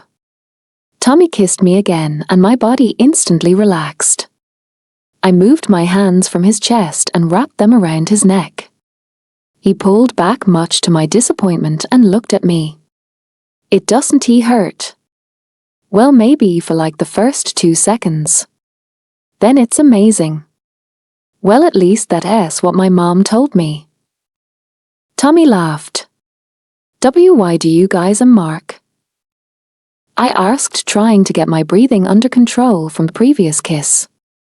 Why am I this winded? I mean, I never have kissed someone, but still. Is this how everyone's first kiss is? Tommy's eyes got noticeably darker. To show everyone what is ours. He growled softly as he pecked both of my cheeks. Who? I hummed in confusion. Tommy ran his thumb across my cheek and kept it there. Our mark shows other wolves who mates are. It's a warning. It's telling them that if they mess with what is ours, there will be consequences. Marking is the first step in the mating process. After marking, we have to mate to finish the process. Then the bond will be complete. Tommy explained as he smiled lovingly at me. Mate? As in my voice trailed off as Tommy nodded. I'm not ready for that. I know that, baby. And it's completely okay. I would never pressure you. We will go at your pace. Nothing faster. Tommy promised. So this marking. I said as I played with his hair. Tell me more about it. I'm curious. Sue me. Tommy laughed as he pulled me even closer. Well, the mark, as you know, shows everyone that you are taken. Which means that if they even look at you, I'll make them pay. My eyes widen as Tommy's got darker. He growled possessively. You are mine, Allison. And when I mark you, everyone will know. But I'm not an object. I said, getting scared slightly. Is he gonna act like my dad? I know that, baby. But you are my mate. My everything. Which means that you are mine. Just like I'm yours. Tommy growled as his face came closer to mine. That means that I will be the only one kissing you, touching you, looking at you. No one else will take you away from me. You are mine and mine only. I'm sorry. But when he growls like that, it's really attractive. Wait. I said softly as I looked up at him. You're mine? Tommy nodded with a smile. Think of it as a boyfriend and girlfriend type situation. No other boy can make a move on you, and no girl can make a move on me. So being mates is kinda like dating? I asked. Yes. Tommy smiled. But a little more extreme. With girlfriends and boyfriends, they can break up. But with mates, you are stuck with that person forever. But Zir said something about rejecting? I asked, confused. Tommy's eyes got darker and he narrowed them at me. You are never rejecting me. Tommy said as he moved his face closer to mine. I won't let you. You are mine and I am yours. So that means no rejecting. I gulped and nodded. I was just asking. To be honest, I don't think I could reject him. Tommy kissed my lips and pulled my head closer to his. Tommy's lips left me lightheaded. It's like his lips were a drug. But I'm not complaining. But it's still weird. The fact that Tommy loves kissing me, and I have no experience whatsoever. All my thoughts left as he trailed kisses along my jawline to my ear. Allison. Tommy breathed as I tightened my hold around his neck. Why yes? I asked, breathless. I know this might be too fast, but may I please mark you? Tommy asked. Should I let him? Well, we are mates, and I guess it's going to happen sometime. I nodded my head. Yes. Tommy pulled back and smiled. I'll be gentle. I promise, baby. I watched amazed as his eyes glowed gold. But right now, it's making my body even hotter. Tommy started his assault on my jawline again and made his way down my neck. I gasped and dug my nails into his shoulder as he kissed this one spot on my neck. Found it. Tommy mumbled proudly to himself. I was about to ask what he found, but my voice caught in my throat as I felt his teeth press against my skin. Tommy's teeth started to grow, and the next thing I know, I have teeth in my neck. Oh crap. I winced at the pain, but it went away just as quick as it came. I moaned a little as I felt pleasure. Tommy tightened his hold on my leg and held me close. A minute later, I felt Tommy pull his teeth out of my neck. I felt my body start to buzz and the sparks were intensified. It must be this bond thing that Tommy was talking about. Allison? Tommy asked, breathless as his forehead rested against mine. I looked up and his eyes slowly went back to green. Yes? I asked. I love you. Tommy admitted. I looked at him in shock. He what now? Did he really just say that? What? I whispered in surprise. Tommy cut me off as his thumb ran across my bottom lip. Allison. Tommy smiled. I didn't tell you that just to hear you say back. I told you that because I really do love you. I love you so much. I have ever since I laid my eyes on you in the bathroom at school. You are the most beautiful girl in the world and you need to know that. And I'm sorry if I'm freaking you out. But I wanted to tell you. You don't have to say it back right away. That is perfectly fine with me. I let out a breath of relief. I smiled at him and I pecked his lips. Thank you. Do I love him? But as I stared into his bright green eyes with him looking at me like I'm his world, I realized something. I do love Tommy Slade. Allison. The rest of the day flew by. The girls had a heart attack when Tommy and I came down for lunch. I didn't realize that they could smell a mark on someone. I was really embarrassed, but Tommy told me that the only reason they can smell it is because his scent is mixed in with mine. Another factor of the warning part for other wolves. Zia laughed at Tommy when a member that walked in the house smiled at me. Tommy growled and sent the poor guy running. Callie giggled and explained that since I'm marked, his possessiveness and overprotectiveness are going to be stronger than before. Something about how we are closer to completing the bond and his wolf is a little stronger. Hey baby, Tommy said as he stood up from the couch. He grabbed my hands and softly pulled me up into his arms. Yes? I asked and I snuggled closer to him. Thank the Lord that he is naturally warm since he is a werewolf. He is like my own personal heater. I have to go do some alpha stuff. I'll be back around 6. Okay, Tommy said. I looked up at him and smiled. Okay, I said quietly. Tommy smiled and leaned down to kiss me. He growled slightly as our lips made contact. Break it up. Michael laughed. I quickly moved away from Tommy and blushed. Tommy growled at Michael and pulled me back to him. I giggled softly and Tommy beamed down at me. I don't want to leave you. Tommy groaned into my neck. I'm gonna throw up, Michael said as he pretended to gag. Can you go bother someone else?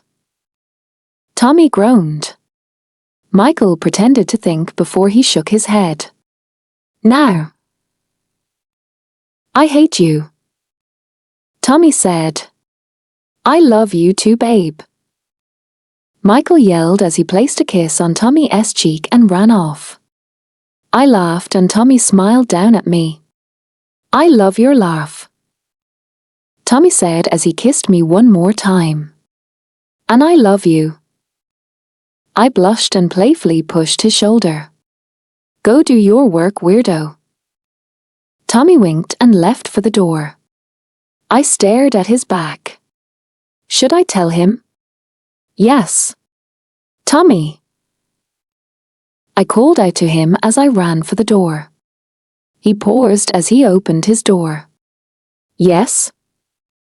He asked. I froze. Are you okay? Tommy asked. I nodded. I just wanted to say that I'll see you tonight. He looked confused and I quickly shut the door. Seriously, Allison? I groaned as I slid down the front door. You are such a chicken. I brought my legs up and rested against my arms that are on top of my knees. Why are you talking in third person? I screamed and looked up to see Adam laughing. Don't sneak up on me like that, I yelled at him. He chuckled and sat down against the door next to me. What's wrong, shorty? Adam asked as he recovered from his laugh. I sighed. I'm a chicken. That's what's wrong. I looked up to see Adam studying me. I don't think you're a chicken, he said sincerely. You don't? I asked as I sat up straight. He shook his head. I don't. You had a rough life. None of it was your fault. You have a right to be scared. You never should call yourself a chicken. You just need time. Thank you, I said softly as I looked down at my hands. Now, Adam said, determined. Why did you call yourself a chicken? I wanted to tell Tommy something. But then I got scared. I admitted. What did you want to tell him? Do you need help with something? Is everything okay? Adam asked, worried. Adam. I laughed. Everything is fine. But I wanted to tell him that I loved him. I know he doesn't expect me to tell him, but I wanted to. Tommy was always there for me, even when I pushed him away. Adam winked. The big L word. Shut up. I laughed. I really wanted to tell him. But then I chickened out. You did not chicken out, Adam said sternly. You just got scared. Being scared and being a chicken are two different things. I know they might seem similar, but they aren't. Being chicken is more when you are nervous. You had a rough life. You have a right to be scared. The one man that is supposed to be there for you, love you, protect you. He didn't do that. I know it's gonna be hard to trust again. But you can trust all of us. Tommy loves you, Alison.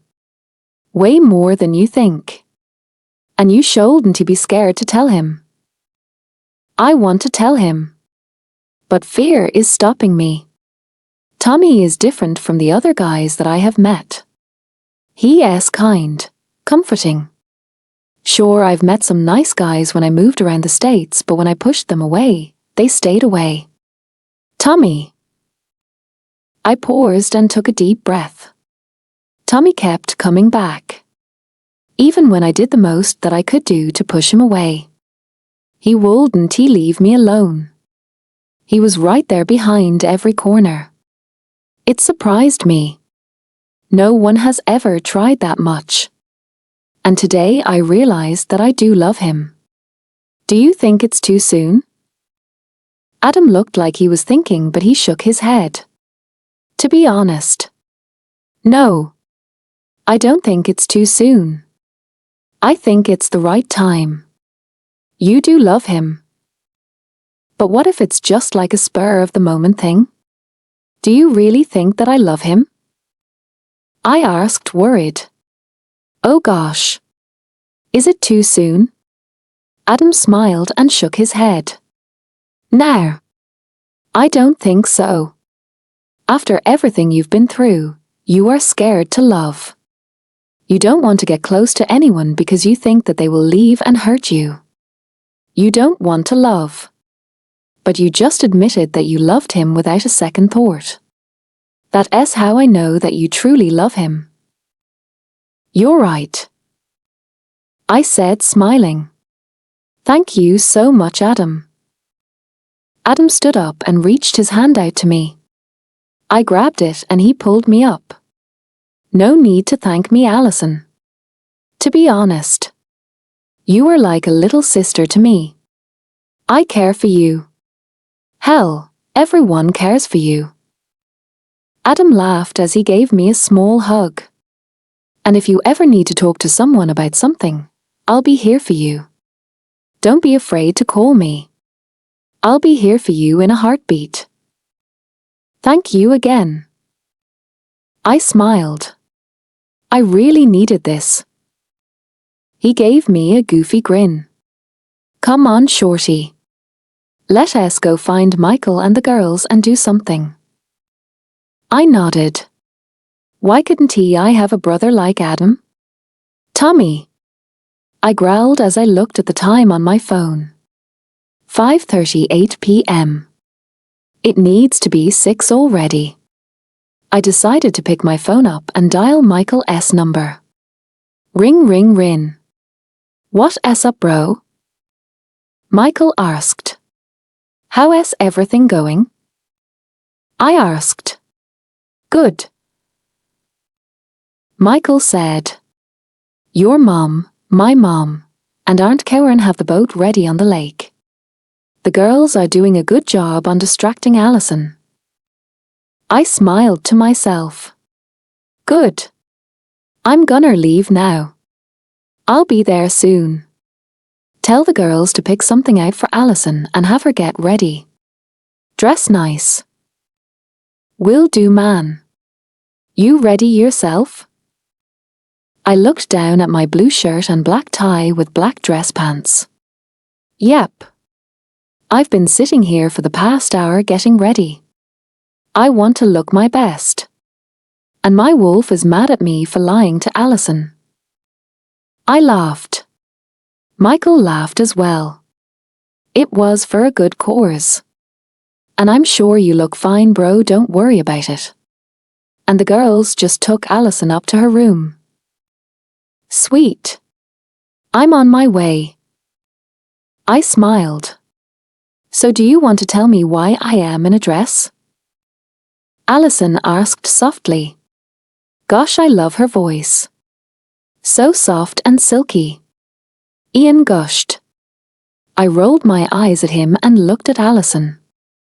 It's a surprise. I stated with a wink. Alison groaned. I hate surprises. Don't worry. I smiled as I parked the truck. This is a good surprise. I promise. She gave me a small smile. Okay. I trust you. She quickly turned her head and unbuckled her seatbelt. But I still heard her say more than I probably should. I don't even care. Ian said suddenly as I got out of my truck. I will take it. I laughed at him and opened Alison's door. I know. But it still kind of hurts. I see where you are coming from. I agree. Yes. But also look what she has been through. Ian said softly. If I went through that, I wouldn't trust anyone for the rest of my life. Our little mate is strong. Stronger than she thinks. She is trusting us. That right there is a giant step for her. We just have to give her time. I agree with Ian. She is strong. I'm glad she even told me that she trusts me. So where are we going? Alison's voice cut me out of my thoughts. This way. I smiled as I grabbed her hand. I couldn't stop smiling and tugging on her hand. Is that a lake? Alison asked as we stood in front of it. I've never been to a lake before. I nodded and she ran towards the edge. I couldn't stop staring at her. The way the sunset reflected off the water and the way the last sun rays hit Alison's face. She looked so carefree. So happy. I loved seeing her like this.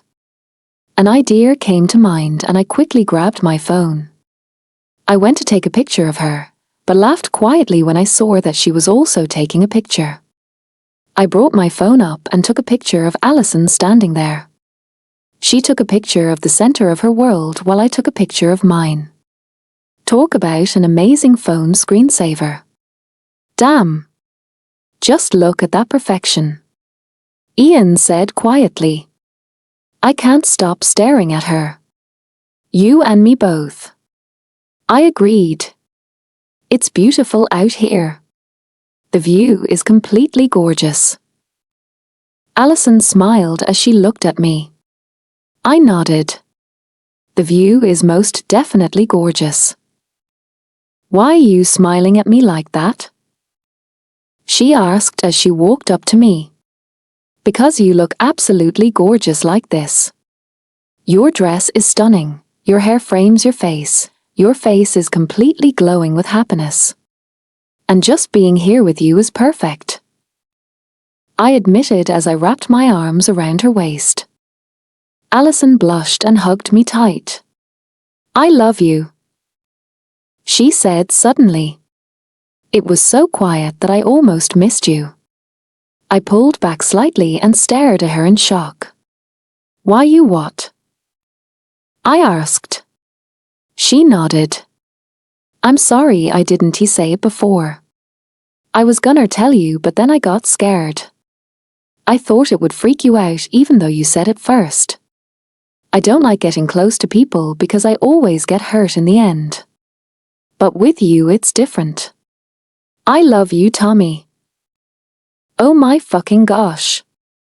Ian yelled. Hold the motherfucking phone. Can this get any better? I felt my smile widen as I looked down at the love of my life. I love you, Alison. I said quickly before I pulled her head towards mine.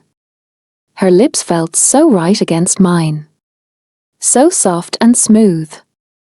I tilted my head to the side and deepened it. Damn. This night just keeps getting better and better. Ian sighed in content. But I pulled back a little bit after because I don't want her to feel rushed. I love you so much, baby. I said as I rested my forehead against hers. Alison's eyes were still closed and she had a small smile on her face. I love you too, Tommy. Alison said as she snuggled into my chest. She giggled as Ian let out a small purr. Did you just purr? Alison. I felt my cheeks heat up a bit. Ian does it when he is really happy. I said, smiling. I want to meet him sometime. You know. When he isn't he angry? Alison laughed. I nodded. You can. Now let us go have our date. I can't wait for her to meet me.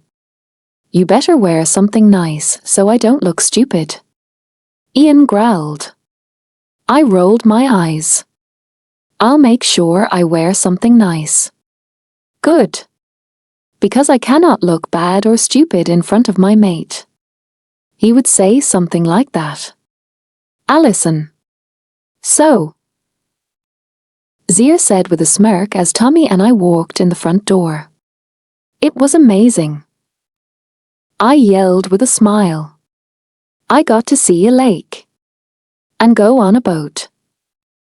You've never been to lake before? Or been on a boat? Zia asked. I shook my head. No. I was barely let out of the house. My dad always thought that I would run away if I was gone for too long. Did you ever see one when you guys were moving? Tommy asked as he placed his hand on my back. I shook my head again. No. We were always on city roads. Never back roads. We were either in towns or on interstates and highways. No lakes. That sucks. Callie said. We'll totally have to go to the lake soon. We can put that swimsuit that you got to good use. Lulu winked, laughing. I blushed as Tommy smiled at me. What does his look like?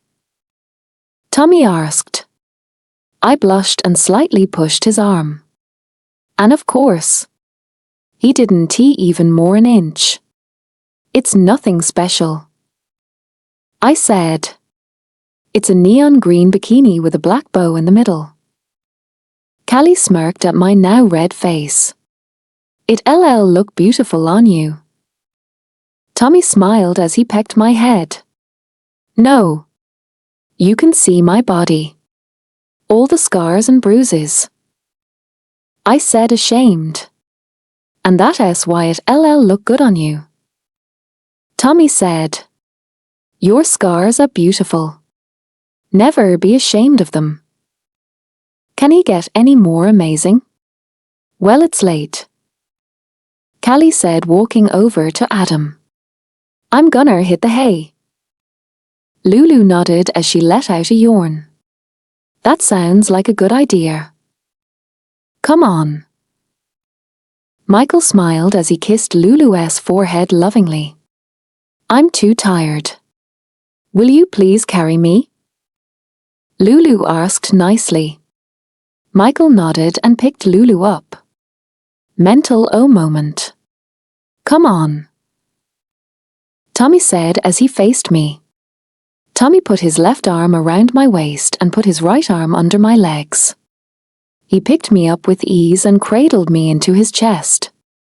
I sighed in content and snuggled closer to him. Good. I'm tired too. I said groggily. Tommy laughed slightly and walked up the stairs. Okay, baby. We can go to sleep. We? I asked, confused as I looked at him. Are you going to bed too? Tommy paused in front of his room. He also looked really nervous. Hey, Alison? Tommy asked. I lifted my head from his chest and looked at him. Yes? Would you like to move into my room? Tommy asked as he bit his lip. I like having you close to me, and the one night you slept in my room, it was literally the best sleep I have gotten. And I loved waking up and seeing you curled up next to me. It was really relaxing. Shit. I'm sorry. This is probably really fast and I shouldn't have said it. I'll take you to your room. Tommy turned around so he was facing my door and set me down. Tommy. I laughed. What? He asked quietly, not looking at me. I can't believe I'm doing this. Yes. I'll move into your room. I smiled. Tommy whipped his head to look at me so fast that I'm surprised he didn't get whiplash. You will? He asked, shocked. You don't have to. I said that we would go at your pace, not mine. I nodded. It might seem a little fast. But we are mates. It was probably going to happen anyway. And besides, that night was probably the best night ever. I didn't have one thought about my dad or anything. I've never slept so peacefully. Even when I was sleeping in the guest room. I know I'm safe here, but it just didn't feel the same. And to be honest, I wanted to ask anyway. I was just scared. Tommy beamed and did a little happy dance. I giggled as I watched him. Let us go, little mate. We can move your clothes into our closet tomorrow. Tommy smiled as he picked me up again. I let out a yelp as he ripped his door open. What about my PJs? I asked, laughing as he sat me down on his bed. They are in my room. I got it covered. Tommy smiled as he opened up his drawer.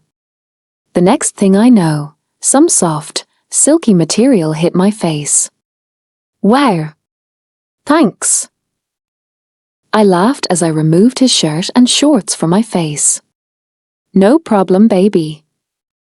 He smiled. The bathroom is right there. You can go get ready. I nodded.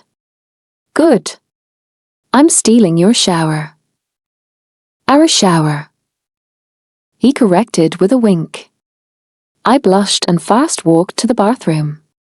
Stupid Tommy for making me blush. I mumbled as I turned the shower on. Heard that? Tommy laughed from his room. I groaned and stripped down my clothes. Once I got in, I tried to hold in my laugh as I saw the girly body wash. Pomegranate. I said as I squeezed some in my hand. Good choice. After my shower, I quickly got dressed and brushed my hair and teeth. Tommy? I called out as I walked into our room. Yes? He asked as walked towards his bed. Or man. He is wearing a shirt. Part of me is disappointed, but the other part is thankful that he is respecting my wishes and going slow with all of this. 2 questions. I said. 1. Why do you have girl body wash in the shower? 2. Why is my brush and toothbrush in the bathroom? Tommy blushed slightly as he rubbed the back of his neck. Well, when I found you, I got really excited about you living here with me and everything. So I kinda bought some girl stuff. Like body wash, shampoo, and conditioner. And well, about your brush and toothbrush, I might have stolen them from your room today. I planned on asking you to move into my room for a couple days now. But then I remembered you wanted to take things slow and I was afraid you would say no. I smiled as I walked over to him and gave him a hug. Well, thank you, I said as he wrapped his arms around me. I really appreciate you respecting my wishes. Of course. Tommy smiled. I screamed as he scooped me up in his arms.